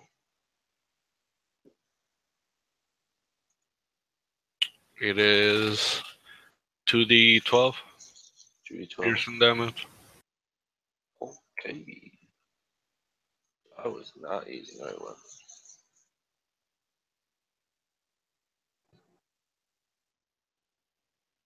I don't even know if I can use this if it's steel. I think the only restriction with metal for are you a druid? That I am. I think the only restriction for metal is armor. Yeah, because druids can still use like sickles and scythes and scimitars and stuff like that. Fair enough. I mean, it seems relatively appropriate in this setting. I mean, Yeah, I would say that you can pretty much use any weapon except for like a sniper rifle or any repeating rifle. I feel like despite my limited knowledge, I could deduce the trigger functionality. The of point and this. shoot functionality. So I just squeeze this part, right? No, don't look at Yes. Don't point it at it. yourself. Don't look at it. Point it away from you first. Oh. Well, how am I supposed to know where it goes? It's like a bow and arrow. Come on. It's a crossbow. It's a fancy Have crossbow. you used a crossbow before? I've been walking around with you guys with a spear. It's like a spear. You throw it. Don't actually throw the gun. He throws the rifle. A bayonet on the end, it works the same way. No, I'm like I said, I'm sure at least I could deduce from Wyatt's methodology there that I don't know. I can figure this out. And I'd like to point out for everyone watching, Nowhere has not heard Radshaw speak yet at all. Oh, I have. We've been speaking quite a bit. Nowhere was nowhere in those conversations. Yeah, the dragon does the verbal talking, and Radshaw does the telepathic talking.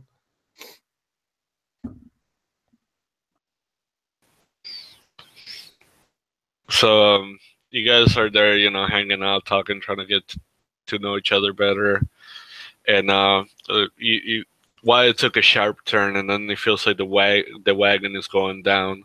If you look through the window, you can see that pretty much you guys are like on the side of a mountain, and it just keeps going spirally. It's going down that way, and about halfway through, when you start getting near the bottom, if you look out, you see that there's some trees, and then there's a river, and right beside the river, it's like a big keep, and that would be where the armory is. And you guys are like well, not halfway there, but you guys are pretty much like almost there. Well, friends, I say friends loosely, kind of looking over at the dragon.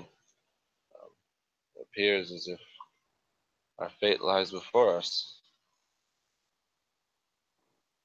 Let us go and meet it. I'm not quite so sure that you want to meet what's on the other side.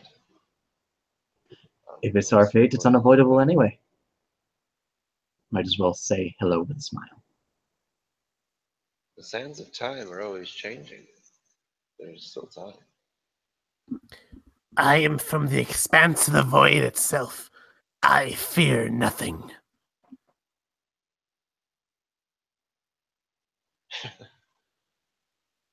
What is it like in the expanse of the void?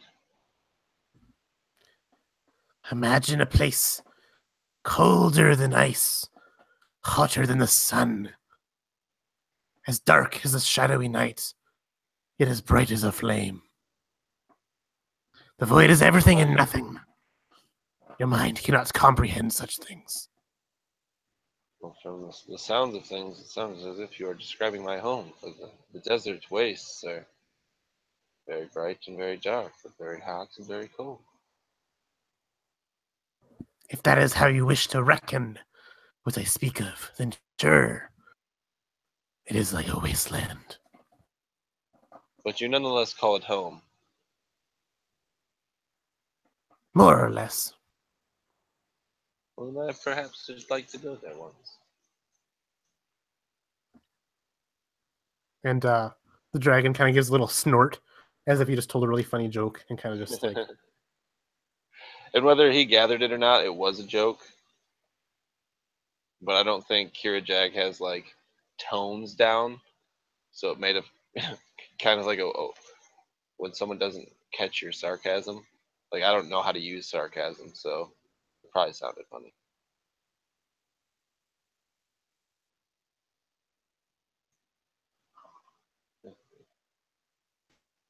So you guys just hit like the bottom of the mountain, got off the road, and you guys are getting closer. And as Wyatt is going through the woods, you have like a pretty decent distance from the keep, and he just stops the wagon, and all you hear is him get up and walk on top of the carriage, and he starts knocking, waiting for one of you guys to open the top. I'll open the top. Nowhere will stand up, his tail will reach up and undo the sunroof on. Gotcha. So you open it, he would probably be like this, try not to get poked by your horns. And he would like tell you guys that we're far enough where they won't notice us. And while you guys get out and get ready, he's gonna pretty much set up his rifle and keep an eye out to see if he sees any scouts or anybody guarding the keep.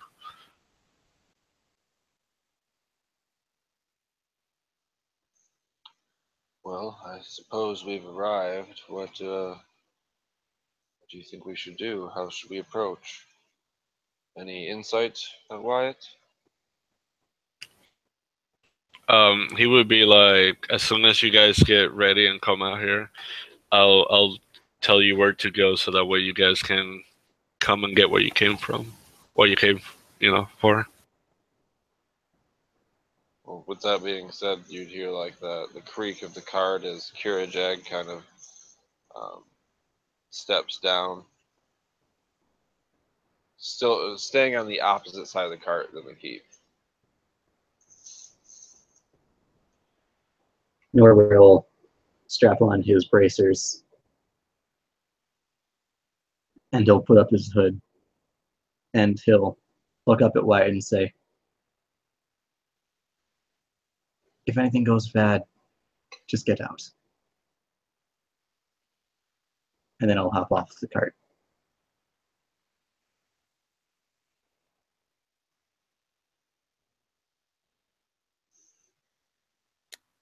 Ratshaw gets off the cart as well, along with his companions, silently, not speaking. And Belzub, kind of in his weird dragon voice, Farewell, Wyatt. May we meet again. and kind of just turns invisible. Just these two kind of glowing eyes, still perched on Ratshaw's shoulders.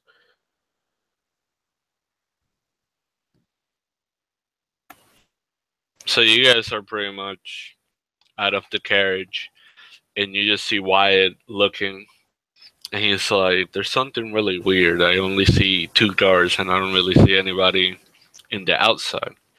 And as he's saying this, all of a sudden you start hearing horses coming right from behind you, and the person who's in front, you see this guy riding a flaming horse. And then he gets near you guys with like 8 other people, and you notice it was Whitecliff from earlier. And he gets off the flaming horse, and he just like flickers his fingers. Whoa! And the horse just like slowly starts going into the ground. It appears as if our reinforcements have arrived. You see Wyatt like turn around, and he's like, "Man, I can never get used to this shit." It is quite unnatural, that is for sure. A nightmare. Appropriate. Child's play at best. A mere parlor trick. So Wyatt goes like, I think this is a trap. Something's definitely going on. So he pretty much just start telling you guys like a way you guys can get in through the armory without going through the front. And pretty much his plan is that he's gonna stay back and take out anybody who he sees, and the cavalry is gonna go through the front and the side of the gates. And he pretty much tells you guys that if you go next to the water through the backside, there's you're gonna see like some stones in the armory that they look kind of like off.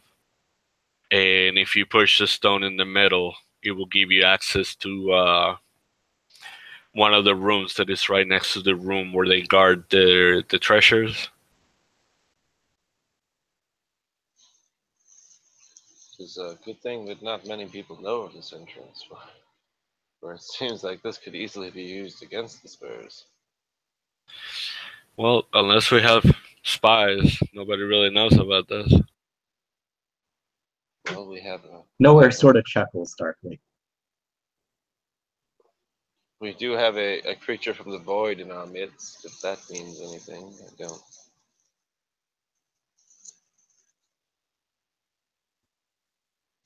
Belzub is bound to me and I to him. Do not fear his allegiance. Ratshaw would speak again to Kirajag, just in his head.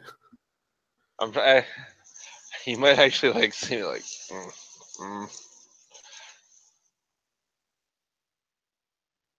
So Wyatt would turn at you guys and he would be like, "Are you guys ready?"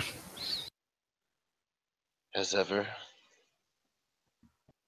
Nor will thrust down his arms, and you'll just hear the cocking of the two gauntlets, and he'll nod. We are ready. So by you guys nodding and telling him he's ready, he would pretty much point like that for the guys to start positioning and heading through the front. And then he would go like this to you guys. That way, once they get right up, about halfway in front of the gate, you guys can start going through the side and try to find the side, the back entrance while they're starting, like noise and like a riot out there. And Wyatt said that there's only 2 guards outside, so like our pathway to this other entrance seems pretty clear. Yeah, you guys, from what it looks, it doesn't look like you guys should have any problem. Okay, well, I don't think I would take the lead, but I would totally take a second spot. Nowhere would go forward and scout ahead. And he's going to spend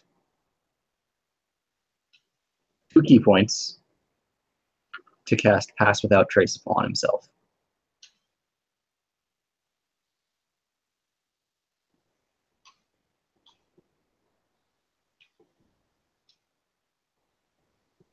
Good.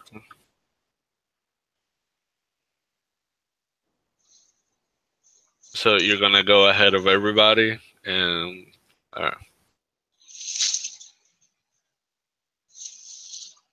Go forth, Don't nowhere, worry.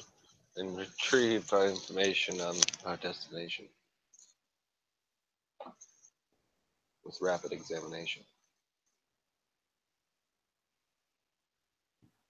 And Radshaw sticks behind with you, Kirajag, and those 2 yellow eyes still kind of perched on his shoulders, still kind of staring at you. If you could see his face, you're probably just imagining that grin that has been haunting you so far this mission, despite this creature being invisible to the eye, besides its Like eyes. the slight goosebumps appear on the back of my neck. I suppose maybe one day I'll be used to this. Should probably give it more than one day.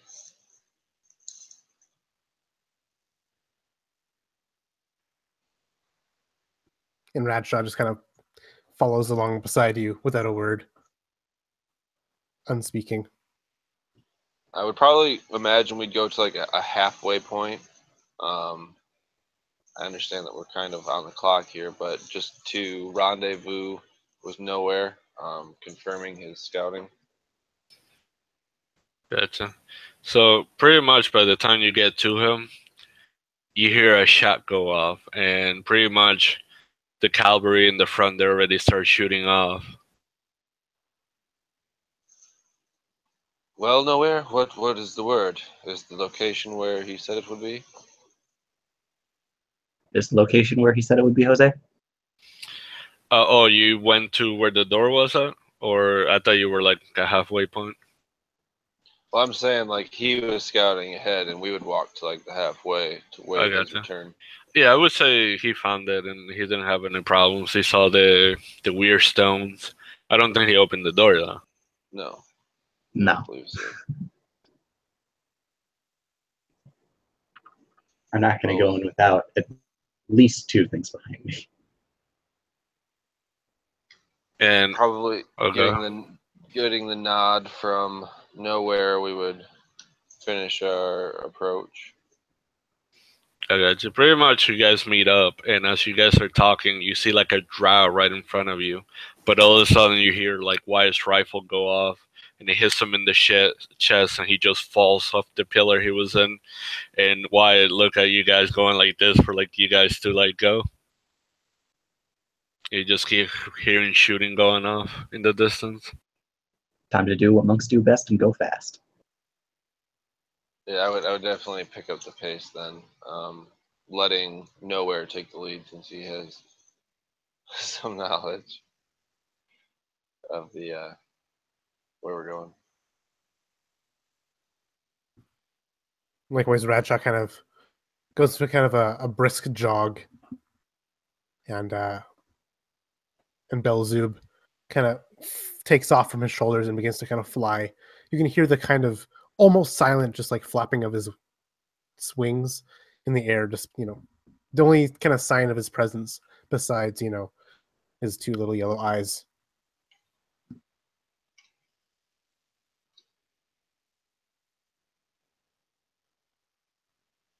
So as we get to the door, would anyone like to take the lead and press that stone?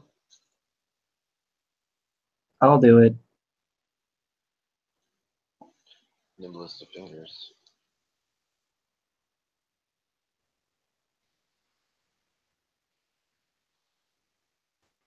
So as you push it, the door just automatically starts slowly opening, and it just and you see a hallway in front of you. But the weird thing about it is you see like 3 doors are like semi-open.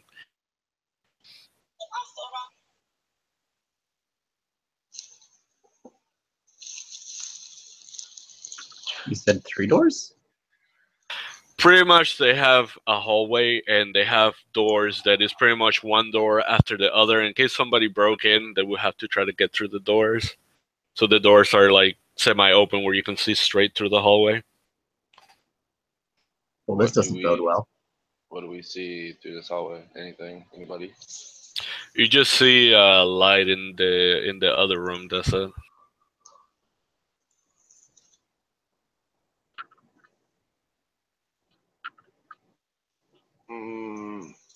I am going to leave this to my party members to take the lead here. There is no fear in what hides in the unknown. Come on, let us go. Swifter than shadow itself. Kind of just like flies off. And Nowhere just, will go after go the ahead. dragon. No, I would probably stick close behind Nowhere. Your Radshaw follows as well. Maybe shouldering this rifle that I now have.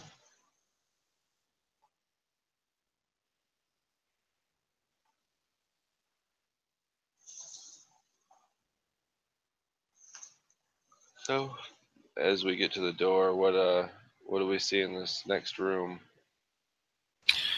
All right, so when you're right in front of the hallway, like right in front of the door, you see some drow. They're dead, and you see like 3 or 4 human guards.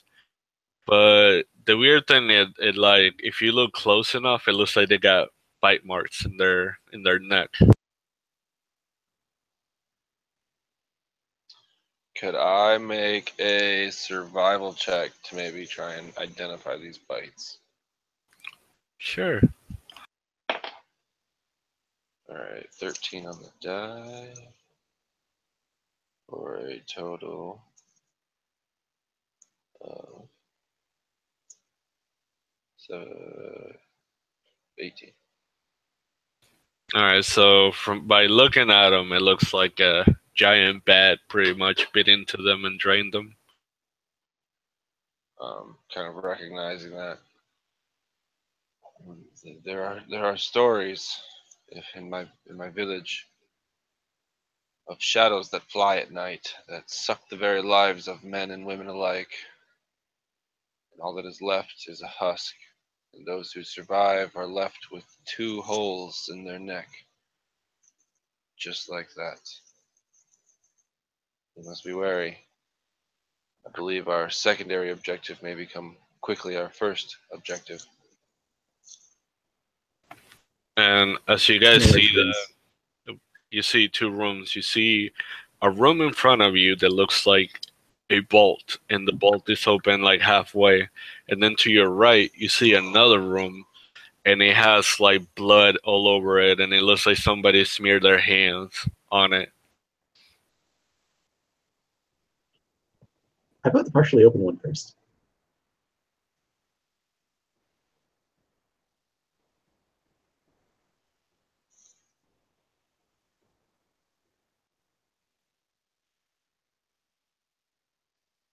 Oh, what just happened?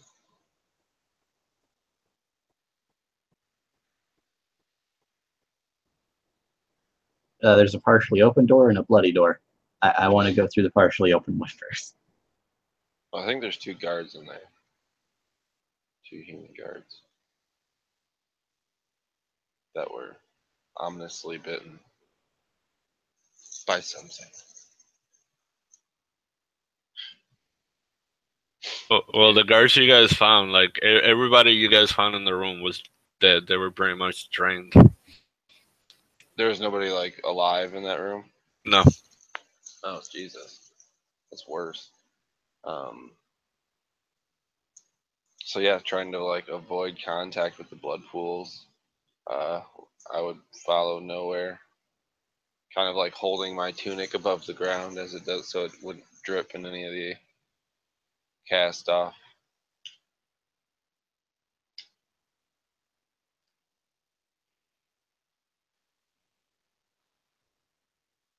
So you guys are gonna go through the bolt door? Yep. Alright, you guys, when you get in there, do you guys want to make like a insight check or maybe a perception? Well, what would be like the initial things we see before I, try and pick something out?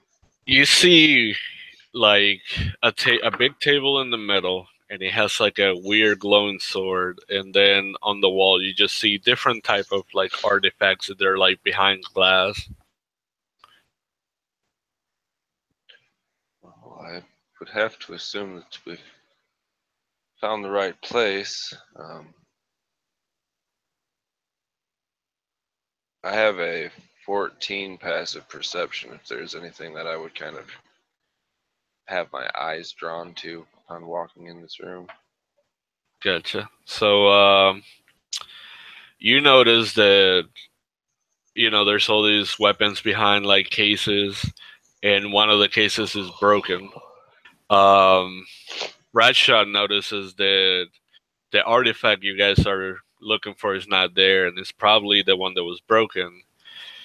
And nowhere notices there's all kinds of like dark magic emanating from these objects. Raj, you're the expert of the arcane. There's dark powers coming off of these. Radshot like gives a nod, and is he able to like recognize what source or what kind of dark power this is? Some would be like eldritch objects, like like enchanted with like dark magic. So they're things like that. Pretty much dark magic imbued into these items. Like like the sword emanates like thirst to you. Okay. Is there that little black object that we were searching for here? You do not see it, but you do see a spot that had like a pillow, and it's broken glass, and there's a pillow like something was resting there, and you might think that might be it, or it was anyway. And simultaneously, both Kirajag and Nowhere would hear in their minds. Nowhere, this would be the first time you'd hear it. These are all artifacts of eldritch power. The cube we are looking for here is missing. I think fear for the worst. This might have caught Nowhere off guard, and like seeing him jump kind of coinciding with the voice going off in my head, it'd be like, "Ah, you heard it. I am not crazy." Jury's still out on that. You said you did have more than this voice. You are awfully calm for hearing a voice in your head for the first time. Well, I have horns. I had the opportunity to be sane when I was born. Okay, enough of you, both of you. Come on, task at hand. I know the voice in your mind thing is very jarring. Let's get back. Let's focus on the task at hand. You kind of see like some of us Killzip kind of growling and kind of in the corner. Maybe some of us talked normal. No, I'm just kidding. And Radshaw kind of points to his neck when he says that. When you say that, kind of just like any kind of like just a little head motion, like "Come on, let's go." Kind of little nod of the head. All right, yeah, it's definitely been established that this item that we're looking for is not here, so I would probably not trying to mess with too much shit. You know, do a quick look over and walk back out. Good. So you guys are gonna check the other room now? Jose, is this room kind of like dusty or like a little bit dirty from like lack of visitation? It is, and if you look down at the floor, you would notice that there's like footprints everywhere. Yeah. So I kind of like Racho kind of point out all these footprints and track marks, and Kirajag, you hear a voice. Can you not track where these trails go in from? You're a man of the wilderness, yes. This skill would suit you. I got an 18 on the die for survival. Would put me easily over 20. Am I able to kind of discern how many, or maybe a direction they're heading from this room? I would say that you see like two pairs of footprints that are headed towards the room that had all the blood in it, and then you see about 10 to 12 they're heading through from what it looks like is a bookcase in the back of the room you guys are in. And you kind of see me like real close to the floor examining. Two to that room with the blood, and seems like a whole regiment of men came from that bookcase.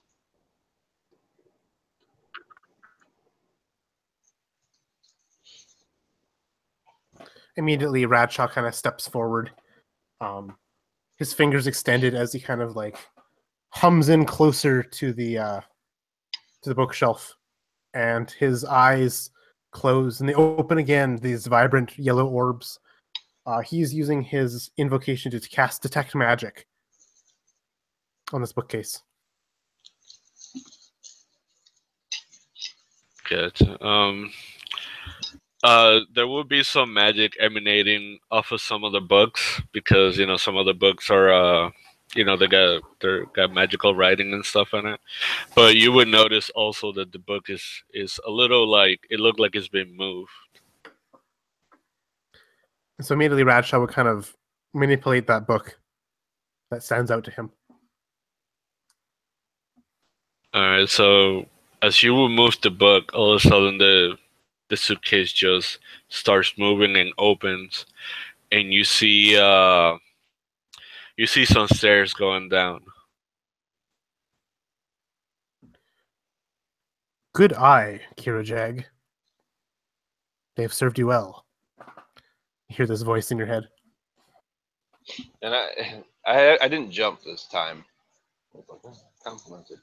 I fear it may not serve as well as we need. I do not know where this tunnel leads or what we'll find on the other side. I've got a pretty solid guess. It starts with a V and rhymes with empire. Do not dally. Come on, let's go. As you wish, and Noah would go down the stairs at full speed. And Belzub is close behind you. You can hear the flapping of wings kind of right behind you. And Radshaw kind of like gestures, after you to Kirajag at the top of the stairs. And he would give, the nod that I've been receiving this whole time, back at him and begin the descent down these stairs. And after one kind of final glance to see if we're being pursued or not, Radshaw would kind of take up the lead. Take up the rear, descending these stairs.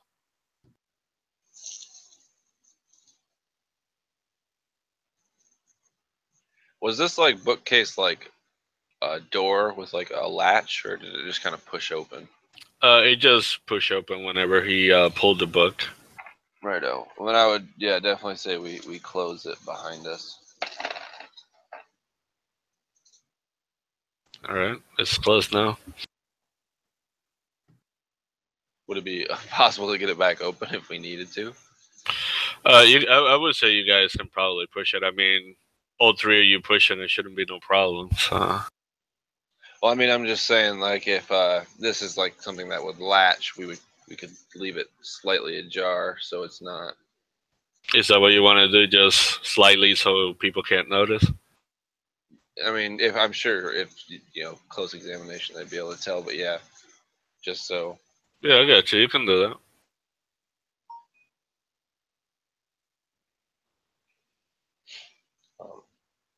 But I would probably try and catch up. Probably not run, but hasten my pace to keep up. Yeah, so you guys are going down the little stairs and stuff. Yep. All right, so pretty much it's kind of dark, and you go down the flights of stairs, and then you see a long hallway, and near the end you see a light to the next room. Is there any quirks to this hallway? Just a brick, stone. Yeah, just brickstone.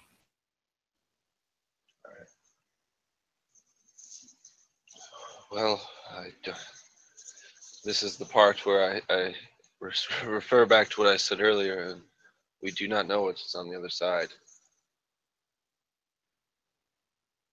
I recognize my fear of the unknown, dragon, but I do not see you like they would see me.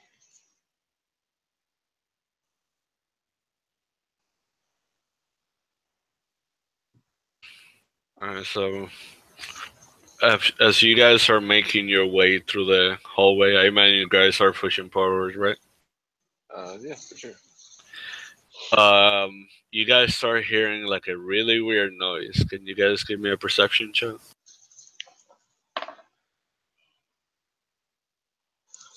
Eight on the die for a total of 12.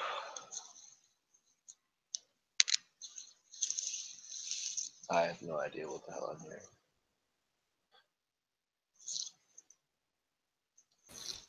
Jesus. Well, you guys start hearing like, and then Belsav and Rashad, and have you guys ever heard a train before?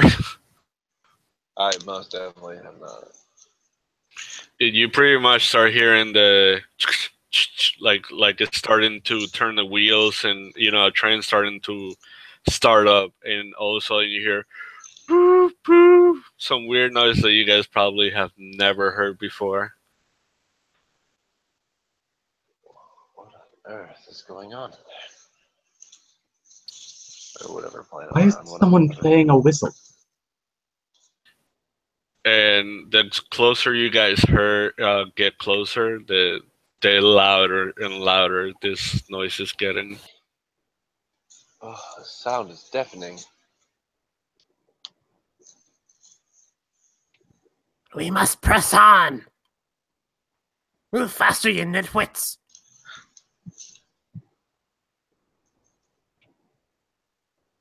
Well, our monk is in the lead. What are we doing?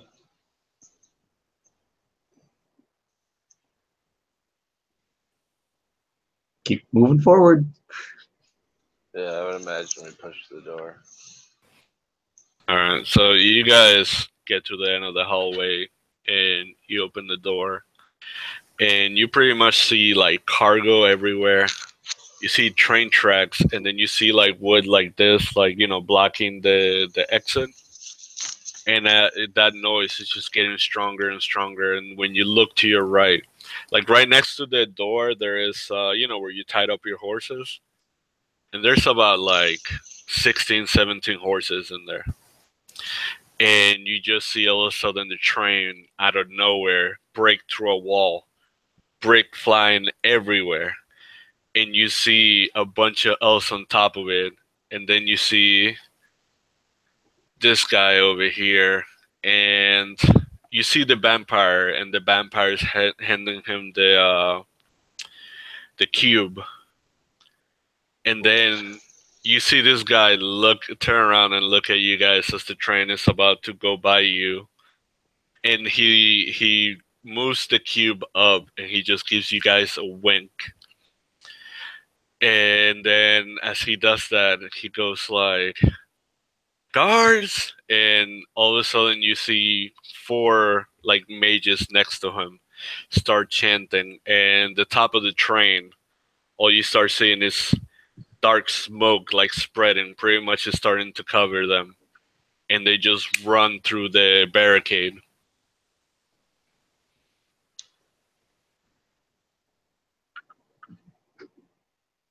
Nowhere smiles.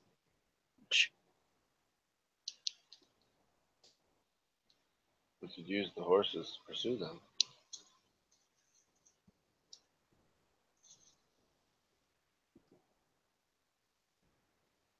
The train was leaving this location, correct? Yeah, the train pretty much is like starting to like pick up speed, and it just broke through the barricade, so pretty much it just got off the building. So it's going, and it's going at a right speed, but it's not going too fast yet. So we could chase it on these horses. Yes. Well, would it be beneficial then for me to try and like coax these animals into helping our quest here, then, guys? You can. I mean, you can always try to get up on one of them and see if they let you. I was just going for like a preliminary, like pat the horses. I got you. Yeah, you can do that. See if you don't get kicked. All right, 14 on the die. So put me over 18, I think. So All I right. successfully pat the horse. So you're petting this horse, and the horse is pretty much like not really paying attention to you. It's just drinking some water, and it seems like all the horses are fairly calm. I think we can follow them with these quickly. Radshaw kind of. How long is this train? It's pretty long. Like I would say, it's probably like. Oh, if the train's still fast, we can try and get on it. It's like 4 carts altogether. So I imagine, like, as it's kind of picking up speed to go past us, Radshaw just like poof, vanishes in a cloud of smoke and poof, appears on top of the train itself, using Misty Step to teleport. Gotcha. As you do that, the last part of the train pretty much like leaves the building. So you two gotta definitely get on a horse. Well, I think Connor can shadow step, so I mean you could get on it, but I'd definitely hop on a horse.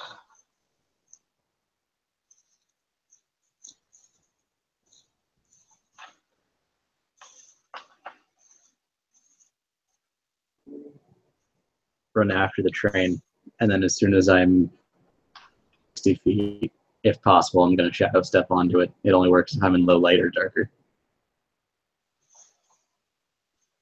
Gotcha. And I would just jump on the first horse I've seen and rear it to go.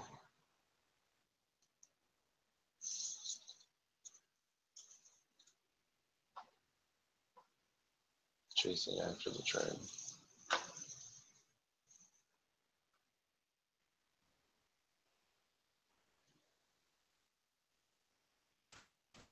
All right. So Connor too is trying to get as close as he can to teleport to it, and you're just gonna chase over your horse, right? Yeah, I really don't have a means of rapid or instantaneous movement. And somehow I'm faster than a horse.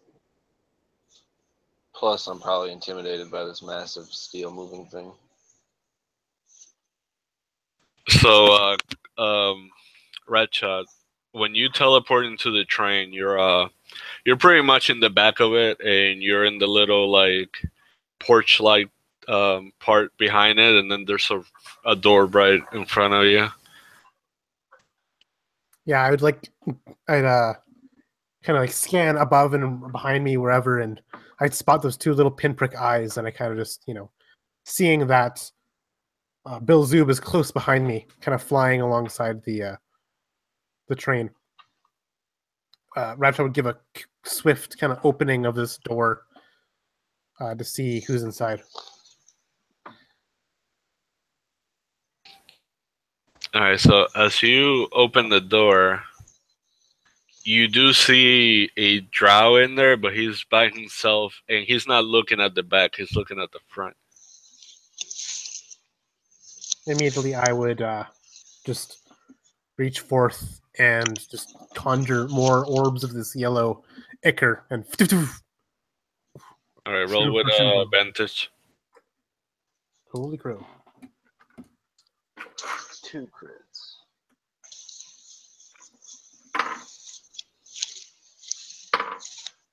Okay, so that's a 18 and a 26. Yeah, they definitely hit. Yeah. Figured as much. And that would be a total of 17 force damage.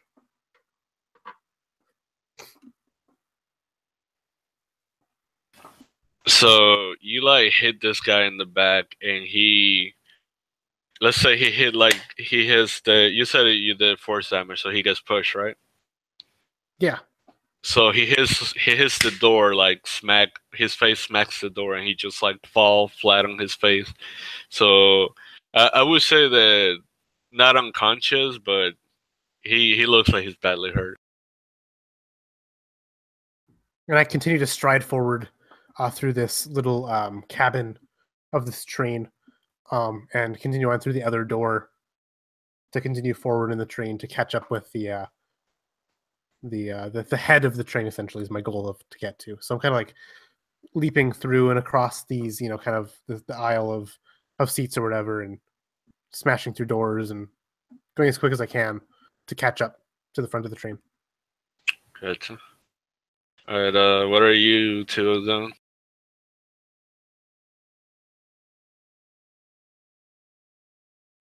How fast is the train going currently? I would say that it's going pretty fast, but you guys can catch up for now if you guys hurry up.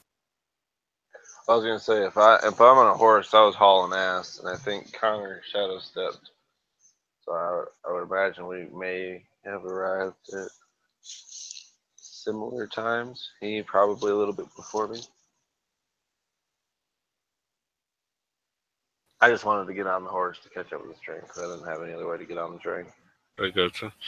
Well, I would say that like Connor, he gets close enough where there's like a shadow from the door that Ratchet had open, so he would teleport right behind the door, and you would be coming off like right at the end as of the train, and you would see this like metal ladder that you can get up on.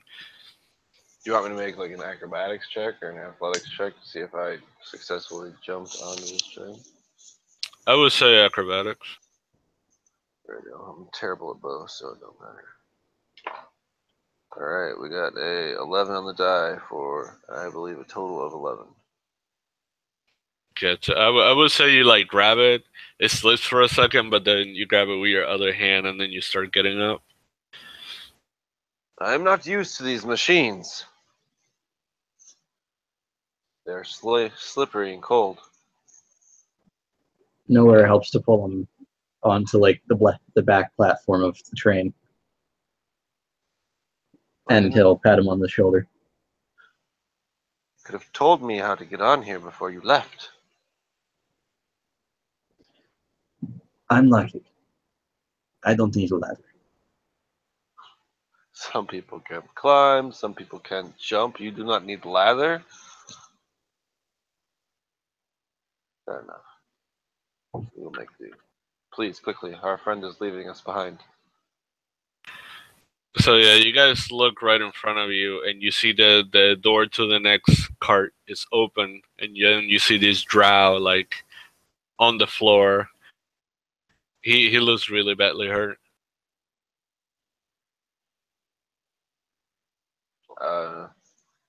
If He was here. nowhere you do not finish the job, I will be more than happy to.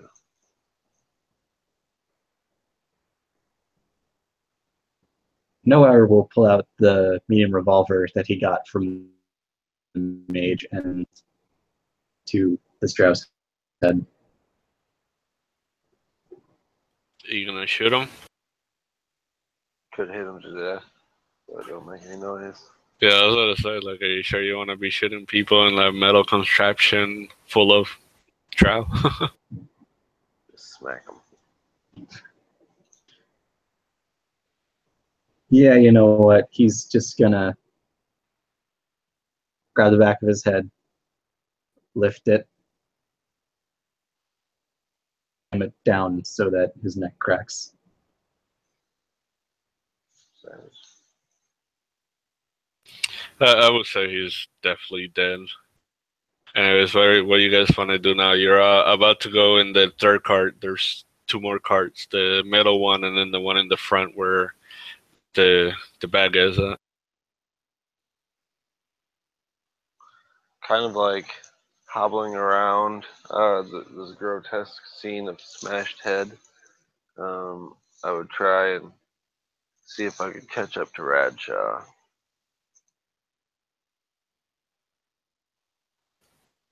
Alright, Russia, what are you doing? Rat's just going to continue to kind of like, he sees the space spanning the two carts and tries to like leap it after like taking a running start. Gotcha. You're gonna run and jump to the next one? Yeah. Alright, you wanna do acrobatics then? Sure. That is a total of 15. Yeah, you make it. You're like close to the edge, but you made it. Yeah. And as I jump, I kind of look back and I see both Nowhere and Kira Jag kind of following close behind. And I look back and I see, I feel Belzoob kind of land on my shoulders, perched.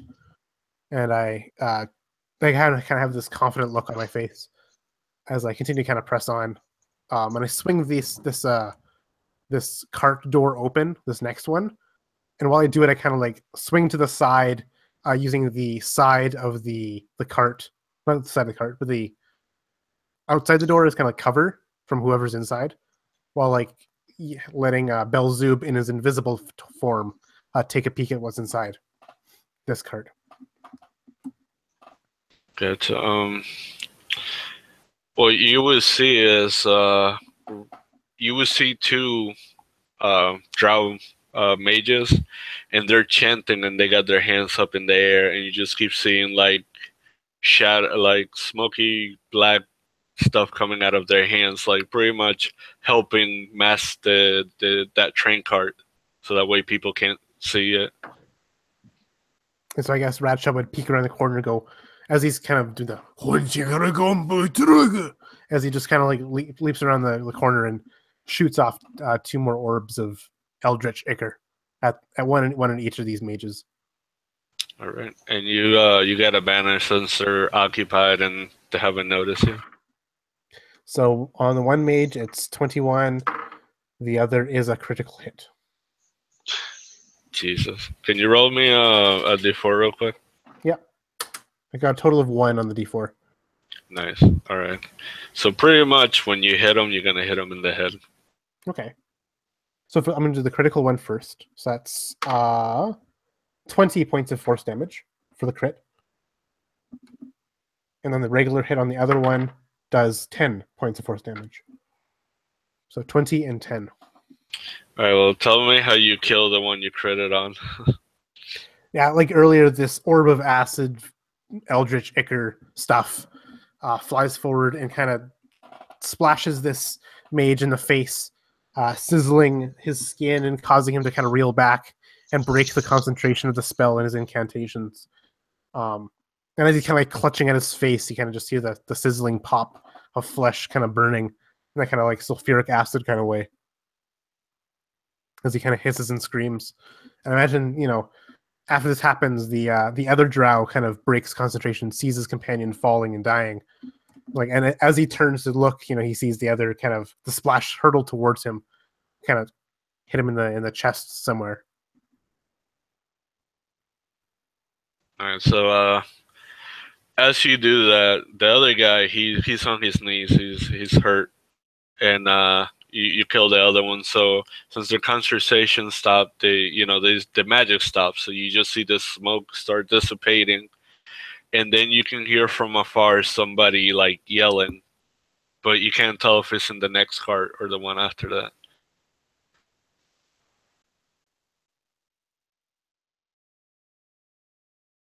And then I motion to my companions back in the other cart to act. So their turn. Gotcha. So what are you two guys doing? Would definitely have hopped that gap into the next cart. Probably like while that was going down, kind of just silently following up, using those few minutes or few seconds to catch up. Gotcha. So you guys get in the cart and you see a drow on the floor who looks like his face was pretty much like hit with acid, like it's just bone is showing. And then you see another one that is kind of kneeling, and he starts pointing a gun your guys' way, but he hasn't shot yet.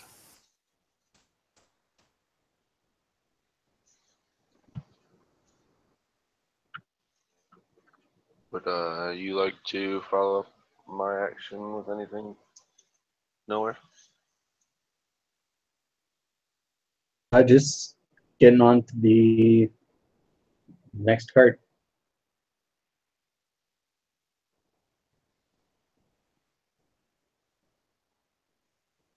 You guys gonna kill this guy or no? I'm sorry, I guess I missed. There's another guy and he's aiming at us? Yeah. Like, he killed one, the other guy was on his knees and he's about to pull his gun out. Alright, well, I'll take a shot with this rifle that I've had shouldered for a while. 14 on the die for a total of 15. That hits. 2d12 for a total of 17 damage. So how do you do this guy? It's actually probably funny to watch. Basically, like, I probably am holding it wrong. Like, I don't have it shouldered. I'm like, holding it out in front of me. And as I fire, it hits the guy in the face, blows his face open, but it also like hits me in the chest, and I'm like, oh, what is this sorcery? What have you given me this for?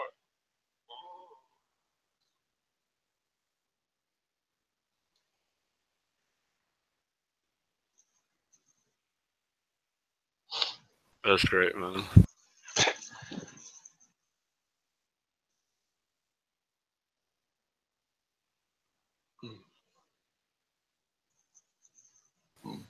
Gotcha. So you just killed this guy. You guys got 2 more cards to go. So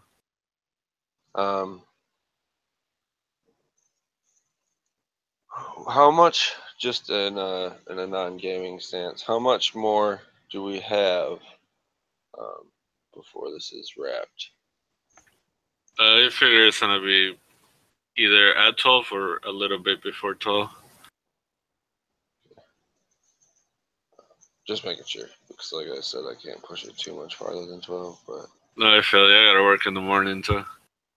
so, I guess with some like a wheeze, but some newfound confidence, I'll look up to Radshaw. After you, sunshine.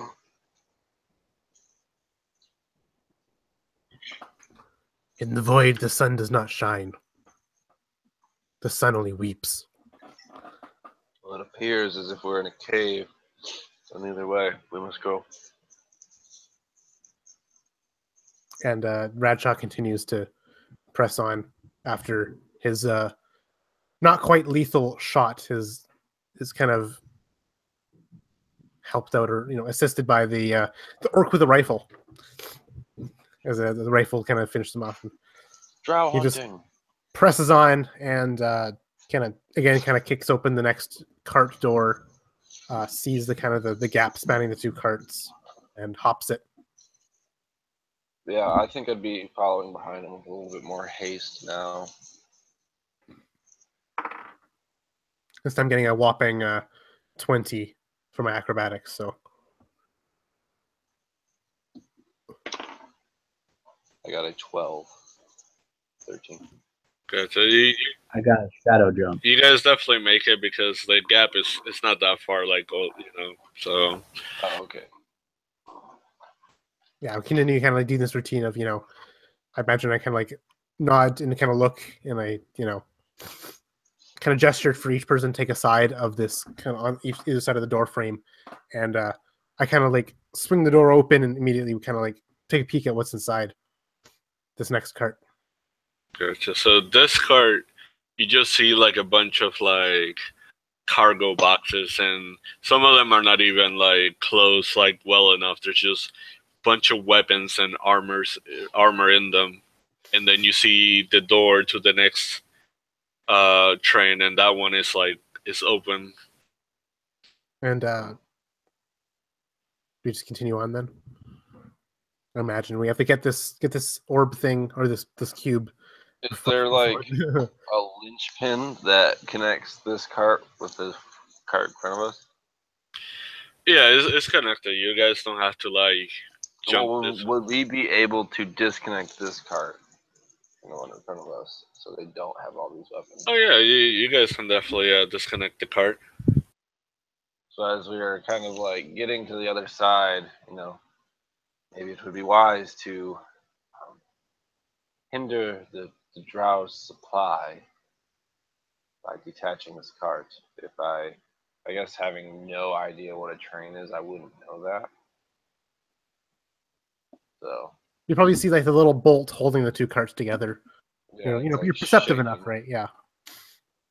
And so like This- Radshaw sees it and immediately kind of holds out his hand, and using Mage Hand, just kind of lifts it up telekinetically. This little bolt. And this is after we had already gotten onto the next cart. Yeah, that's what I was assuming too. Alright, No so way from the other side, but so you It's guys, fine. I can be on the other one for a while until I need to go. so you guys get into the next cart. What you see in front of you is you see about 6 drow who are they're raising. They got their hands raised. There's someone in the shadows. So, well, you all have dark vision, right? Yeah. Yep. So you see through the smoke. There's the guy in the middle. He has the cube at the vampire, and they're both looking at you guys. And then right behind them, there's one of the drow is driving the train, and the other two are shoveling coal into it. And he looks at you guys, and he just goes like, "Well, it was about time, gentlemen." And the vampire guy, he just like he sees you guys. And pretty much it's like, fuck this. And he turns into a bat. Like, you just see his clothes drop. He turns into a bat and just fucking flies off. Like, he's like, he was none to be done, to do with that shit. But this guy, he pretty much is looking at you guys and he's holding the cube. And then he starts chanting some words into it. And as he does this, all you see is it starts, the top starts opening. If he is chanting something that I would recognize as like any sort of incantation. One of you guys want to do an Arcana check? I got a 12 on that one. But I think either way I would cast Silence.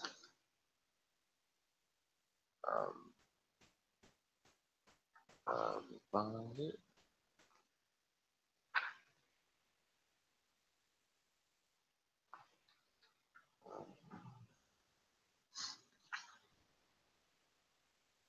Yeah, no sound can be created within or pass through a 20-foot radius sphere centered on.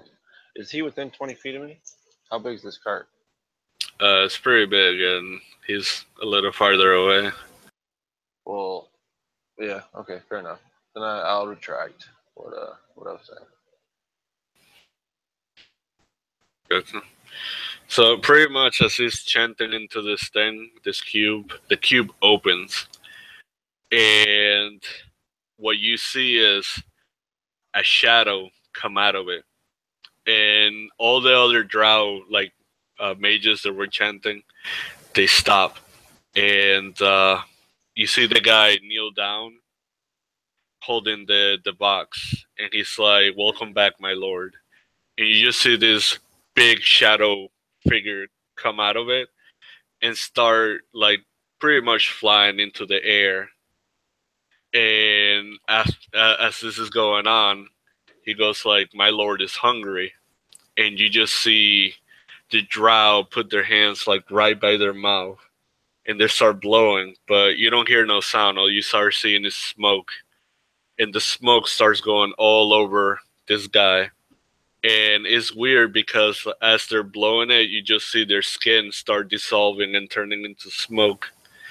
And pretty much this guy just starts transforming in front of you. Like the shadows are all blending with him, and he turns into this like giant like shadow creature. And he's looking at you guys, and all you see is you see the two hands, and you see 6 tentacles in the back of him, and you see this red eyes looking at you guys. Terrifying.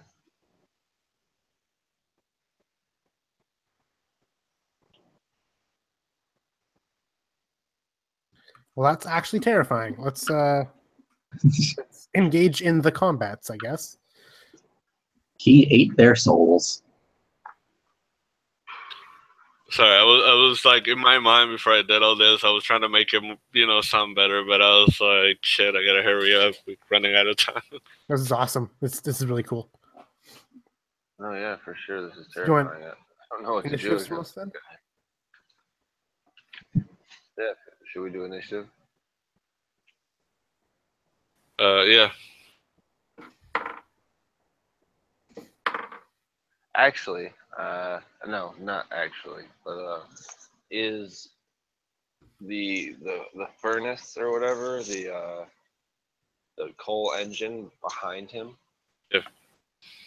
And is there any like open flame visible? Yeah, you can see some flame. Like, is there a door or something on it? It should be open. Well, what it is like you just see a little opening, and then they're just putting the shovel in there. There's no closed door. It's open. It's pretty much like coal in the floor, and then the little furnace, and they're just shoveling into it. So I would be able to like push this guy into it by any means. The guy shoveling it, or the giant shadow monster? Shadow monster. I guess I had a vividly different idea of what this engine looked like. So I mean, you can try, but this guy's fucking huge. He's got to be like. well, I mean, even if he Perfect if he tall. stepped in the coals and it generally made him uncomfortable or just I don't know. This is a giant shadow monster I've never fought with. Yeah, I don't think anything will happen. I don't even think you can like push him to tell the truth. Fair enough.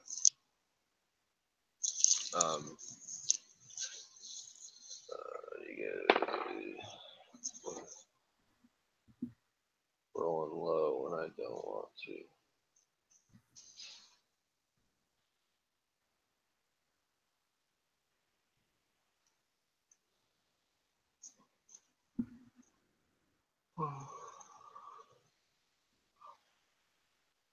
Alright. Smoke goes bad, yeah.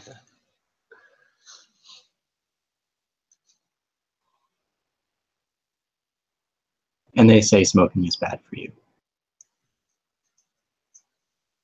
That's what they say. Yeah, that's true. And I just put his name in there just in case you guys were wondering. But I think yeah. smoke goes bad. Will do. But yeah, it's Belsab would go first. Yeah, Belzoob is going to do the same tactic as prior with the Drow way back when, kind of turning invisible and essentially going to try and distract by kind of whizzing him around him and essentially just doing the help action to give the next attacker advantage upon this large smoke creature. I gotcha. So, Almac, or Smoke Ghost Fatty, he's a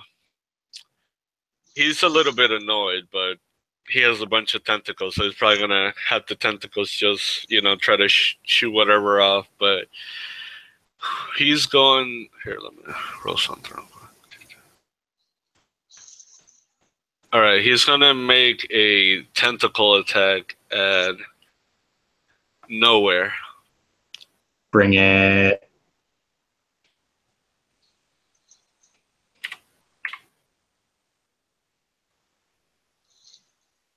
I mean, 22. Okay, and then he's gonna do another one at Carrot Jag. That one's 23. Damage? No, just to hit. Yeah, absolutely. All right, one second. No, it's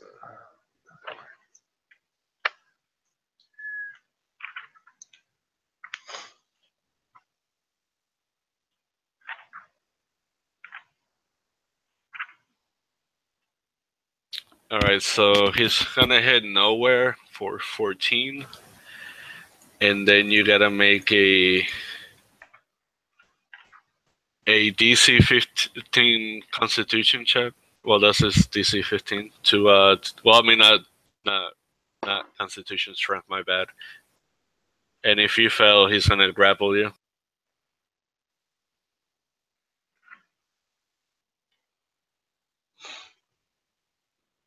All right, and he hits Carry Jack for 9 damage, and you gotta make a strength save. I rolled a 16 on the die. All right, so he hits you, but like he couldn't get around to grab you. He just beat my ass. Yeah.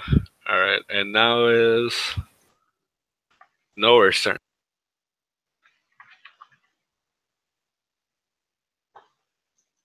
I'm just going to check to see what the grappled condition says I can and can't do real quick. You just can't move. I just can't move? Everything else is fine? Cool. So I believe, yep. So, to start, I'm going to punch a tentacle. All right, go for it. I got a 24 to hit. That definitely hits. It does hit? Yes, sir. Awesome.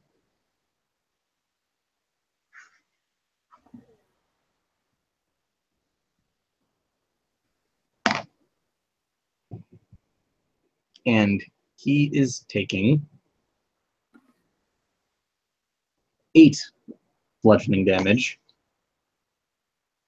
What is the light level of the environment we're in right now? Well, it's definitely daytime, so the only shadow you're gonna see is the shadow underneath him, where he's standing at. Are we outside? Am I in that shadow? But what are you gonna do? Am I in that shadow? Well, you can't get inside of him. I mean, I guess you can try it. You want to try that? I'm not going to try to get inside of him. I'm just going to try and... You know what? Screw it. Let's try to be inside of him. Can you do that while being grappled, or? I think that's what he's trying to get to, is getting ungrappled. Jump is just a teleport. I got you. So you want to hit him, and then you want to teleport out of his arm? Mm-hmm. If You can do possible. All right, cool. And then because Shadow Step gives me advantage on the attack I make after getting out of it, I'm going to try and punch him again with extra attack. All right. Are we outside? Yes. Or are we underground? No, you're outside. You haven't hit any tunnels or anything like that. And you said it was daytime? Yes, it's daytime. Righto. 17 to hit. We are in for some fireworks. What was that again? 17 to hit. I would say that doesn't hit. Doesn't. Okay. Cool. That's his turn. Cool. Alright, it's Ratchet's turn. Ratchet kind of steps around the corner and kind of casts hex upon this shadowy being, cursing it with the foul words of the void itself.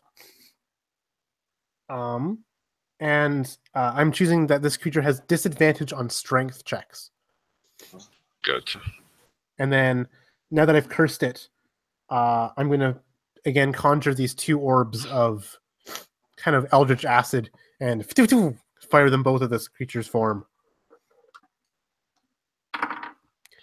18 to hit for both of them. It does. Okay. And it's going to be a whopping damage. It's going to be 9 points of necrotic damage and 18 points of force damage, for a total of 27 damage. Gotcha. And is that it, or? Yep, that's it. Alright, Carry Jag, your turn. Kirajag, in my mind, kind of got like slammed up against the wall of this train.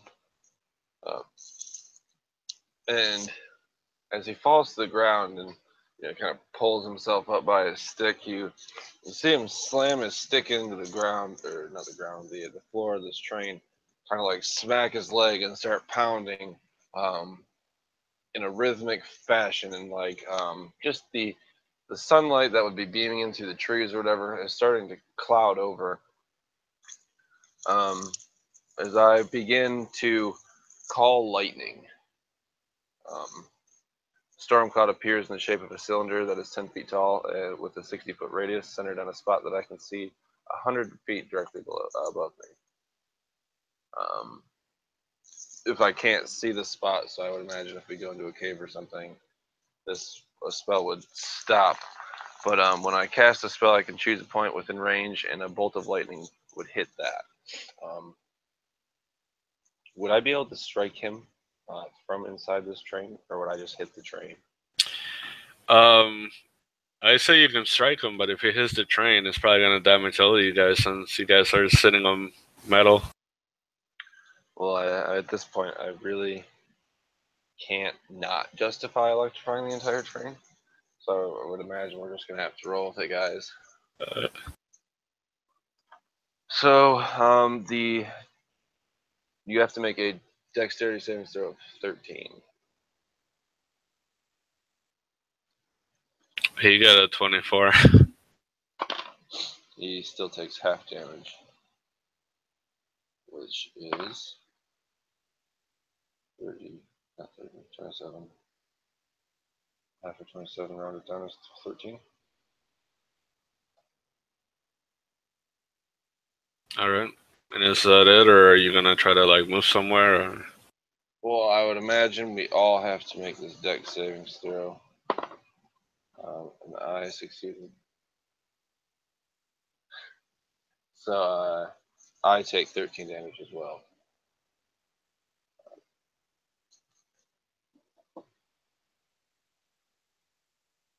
Right. So I am looking pretty rough here, boys.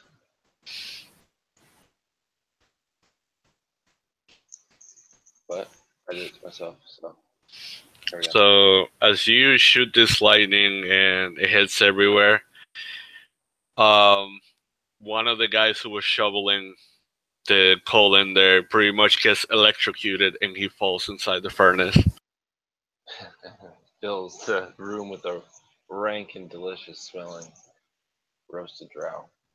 And now it's Belsaf's turn. He continues his course of action of just kind of flying above and distracting this smoky creature to have it so that the next person that attacks has advantage. Good.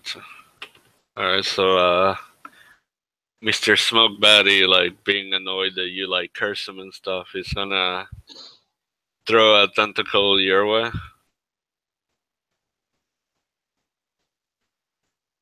Does 14 hit? 14 just hits. And his strength check was 14. It's kind of weird to 14. So. And I would fail the strength check. All right, so he grapples you, and he's holding you with the tentacle, and then he's gonna cast a firebolt your way. But this one looks kind of like the one you saw earlier from the drow. It's all black, like it's like shadow magic.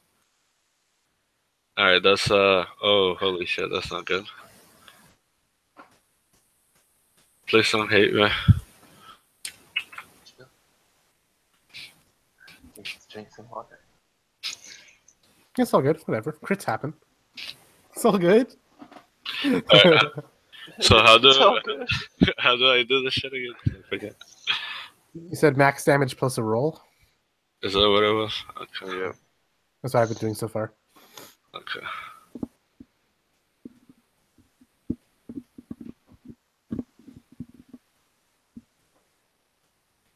Okay, so that would be a total of 33. Okay. 33 damage. Sound good?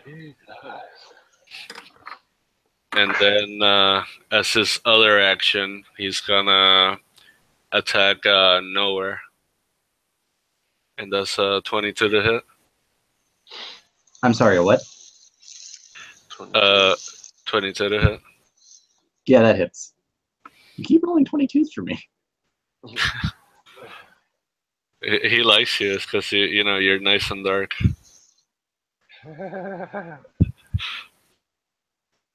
He likes Oh. them shadow boys. Jesus. All right, he hit you for 19.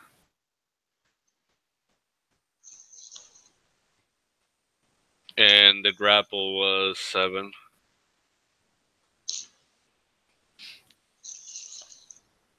You rolled a 7 for grapple? Yeah. Cool, he doesn't grapple me. All right, and it is nowhere. You do have advantage. Yes. I am going to first. I really wish we could disconnect my cart now. First, I'm going to punch with advantage because I think is Belzoob still helping? Yep. Belzoob's still kind of doing his thing. Sweet.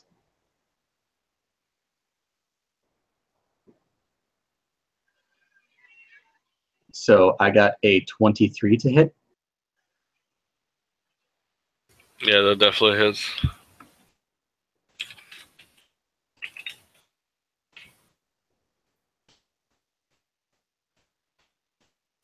And now it's time for extra attack just to see if I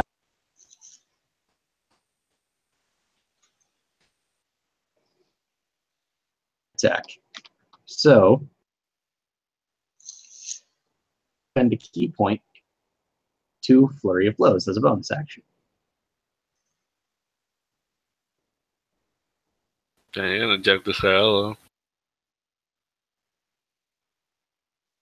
Only one attack hit out of all 4 of those. Jesus.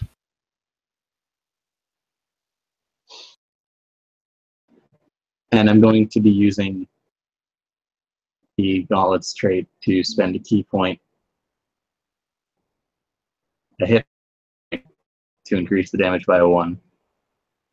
So he is taking a total of 8.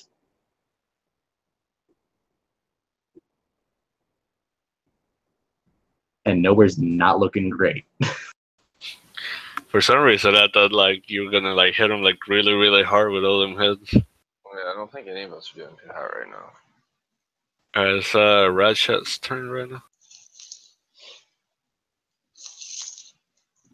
Yeah, Ratshaw's gonna kind of like squeeze to his back where he holds a large kind of shotgun that he keeps in for emergencies. He's kind of knocked it with two silver bullets in the past. He kind of like reaches it out and grabs it, just like shoots it point blank at the tentacle that's grappling him with this buckshot from the shotgun.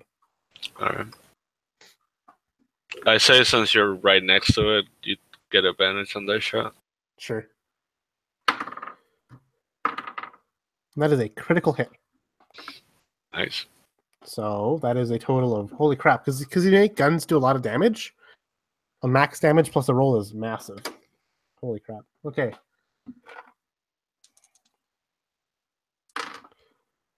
That is going to be 29 points of piercing damage, and I can make another attack again at an adjacent target. So the shrapnel kind of continues up and strikes the main. I got a quick question. What would be half of 29? 14. Okay, so pretty much 14 is gonna hit him, but the tentacle, as you shot it, it just like breaks in half, and you see the tentacle just flying up in the air, and as it's coming down, it turns into a drow, like, and it looks all fucked up, and it just like falls and hit the ground. And Raja kind of like tosses the shotgun, which is still kind of smoking from the barrel. Just toss it on the ground and begins to kind of like mutter some more incantations as he's conjuring more stuff. But that's his turn.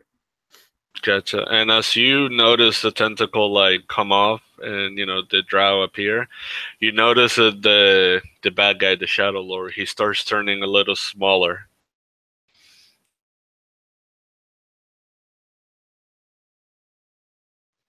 Should I cast more lightning? Sure.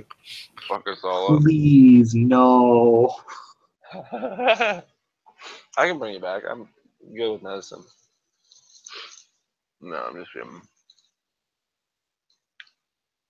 I'm gonna cast Cure Wounds on you though.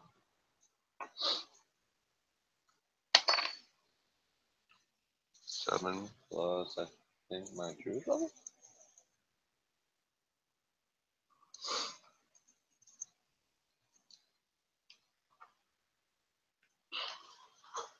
They should buff some of these. I guess I can roll it from a higher spell slot.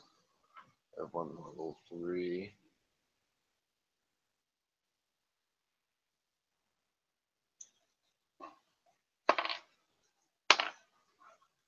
Seven, 6, 2. 15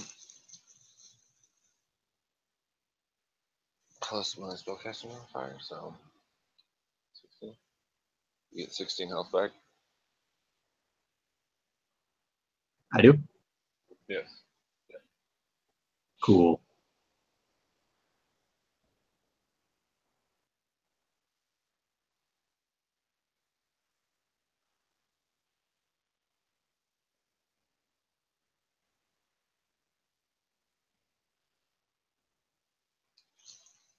I can get you with the healing next turn. That's the best I got right now. Maybe I'm kind of like, over here. Pick me. Attack me. My friends are dying.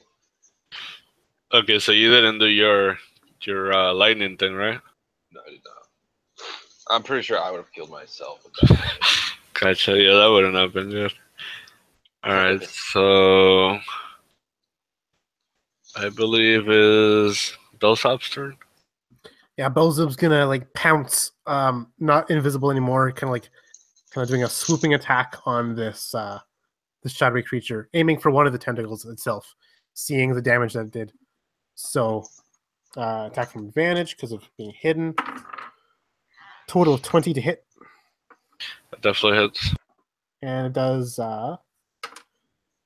5 points of piercing damage to the tentacle, and it needs to make a Constitution save from the acidic poison that it drips from its mouth. Got a 23. Okay, so it takes half damage, which is, wow, holy crap. I rolled almost max damage. So that would be 7 points of poison damage. So what was the total? I rolled so 5 plus 7 is 12. All right, so yeah, he hits it. He bites it, and this like acid is just cursing through the tentacle. Like you see the light inside of it going through, and it just falls into the ground, and he starts shrinking a little more. So Seems as if destroying the tentacles makes them smaller. So is that it, or is he doing anything else? That's it.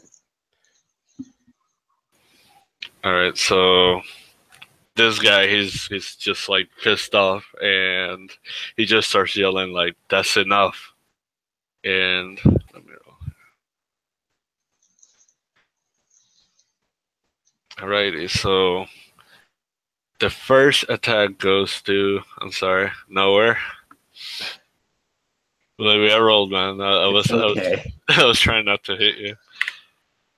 And let's see. He's gonna. You're not. 24. Are you grappled still or no? Nah, he failed his last grab. Oh yeah, he did. He did fail that. Okay. So I guess he'll just throw another tentacle your way.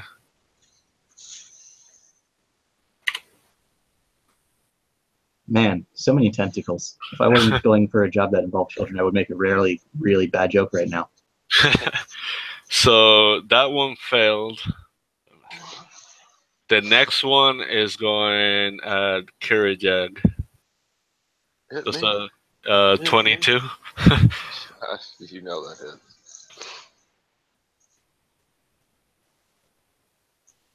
And you take 16 points of damage. Oh, willingly. And let's see.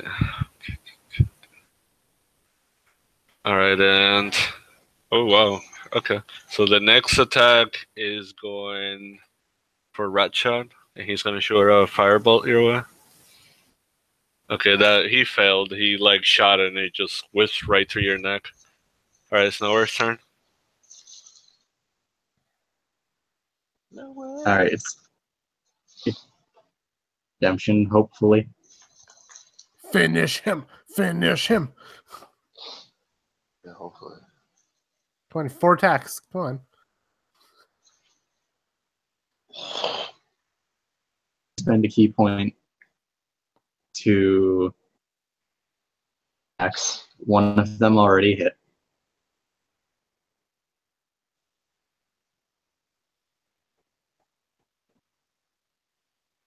Certain DMs run AC differently. If it ties, I got an 18. What is it, hit or no?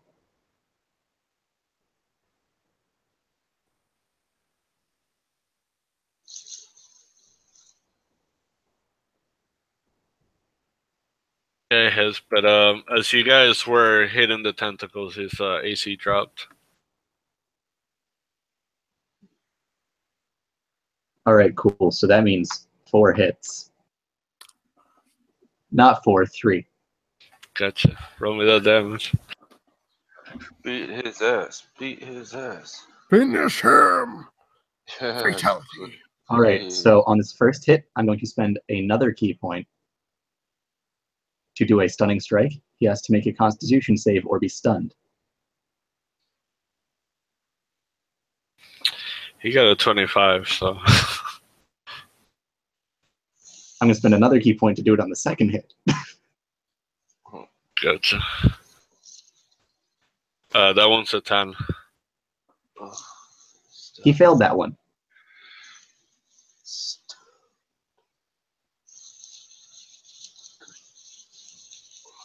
Finish him. Finish him. Finish him.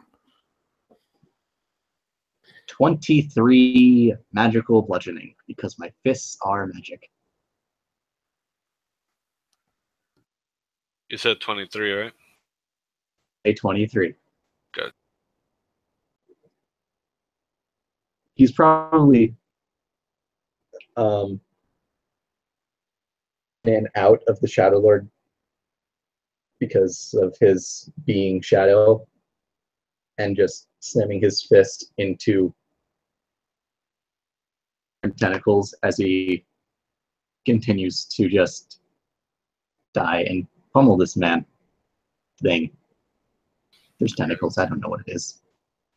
Pretty much as you start hitting him, you start seeing some of the smoke is like of the darkness is just slowly like starting to dissipate. And it's Ratshaw's turn now. Just casting these more eldritch blasts at this this figure. That's a hit with both of them because you said his AC is 14. So that does a whopping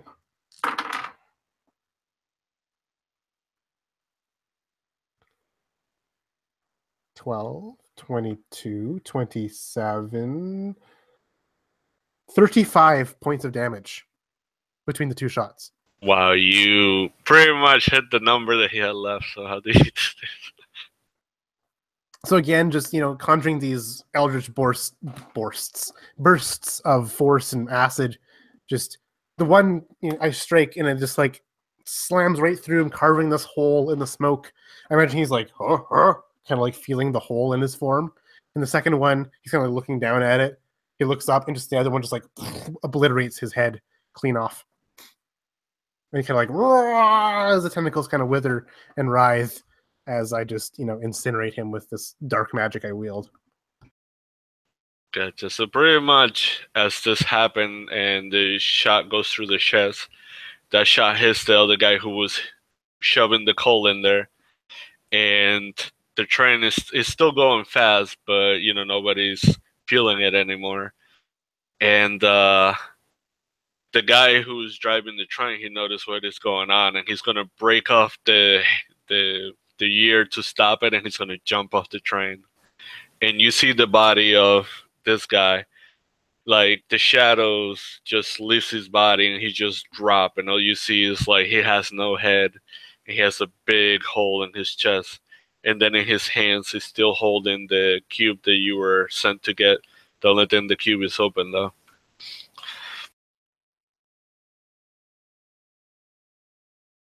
As like the victor of this battle, I think that Radshaw kind of like steps forward and grabs the cube. Alright, give me a Constitution check real quick. Oh, yeah, real quick, just no biggie. I just got a total of 19. So. Alright, so as you grab this cube, it takes you a second to grab it, but all of a sudden you see smoke appears, and it like cuts your arm like by your elbow, and you hear him say like, you thought that was it, and you see him start going up in the air, but it's just like a smaller shadow form, like it would be just like his normal body, but he just starts like floating in the air and starting to like fly away, and you're pretty much holding your arm. And can you make an Arcana check real quick? 6.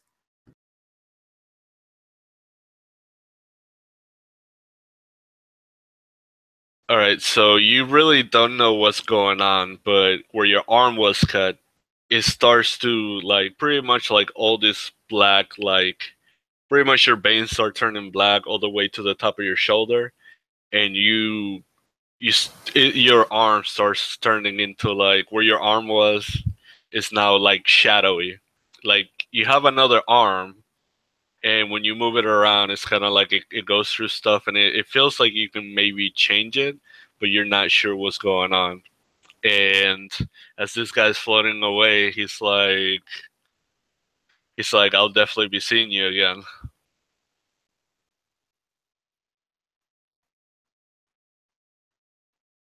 So does this? So the cube float off too, or just the dude inside the cube? He wasn't in the cube. When he first opened the cube, it pretty much was like a prison for like a eldritch horror monster god thing. Yeah. And he released it. The shadow was that when he died, when you killed him, you killed his body, but you didn't kill his form. and he pretty much like when you went to pick it up, he pretty much infected you with like Elder Shadow. Very fitting for this character. Yeah. Sounds like a pretty edgy disease.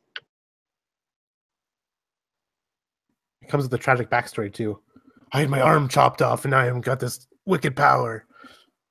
And now I am a loner who sits in the corner, wearing a cloak. My dragon doesn't talk to me anymore. But he's dead. You guys have the cube. I mean, Yeah. it's open, but you guys got the cube. But the only problem now is that the train is still going, and it seems like a few miles ahead there's a bridge. I'm gonna Is the try and bridge jump full? off the train. Are you all jumping off, or Is the bridge okay? do you want to do a perception check? Like, is there not? Why not? I'm gonna assume that if you mentioned a bridge, probably not. I got a 9 on that perception check. So you got no idea if the bridge is fine or not. All I right, think cool. just Yeah, seeing not that taking dude it. jump off. Well, I would probably I could just very jump off. well take my chance.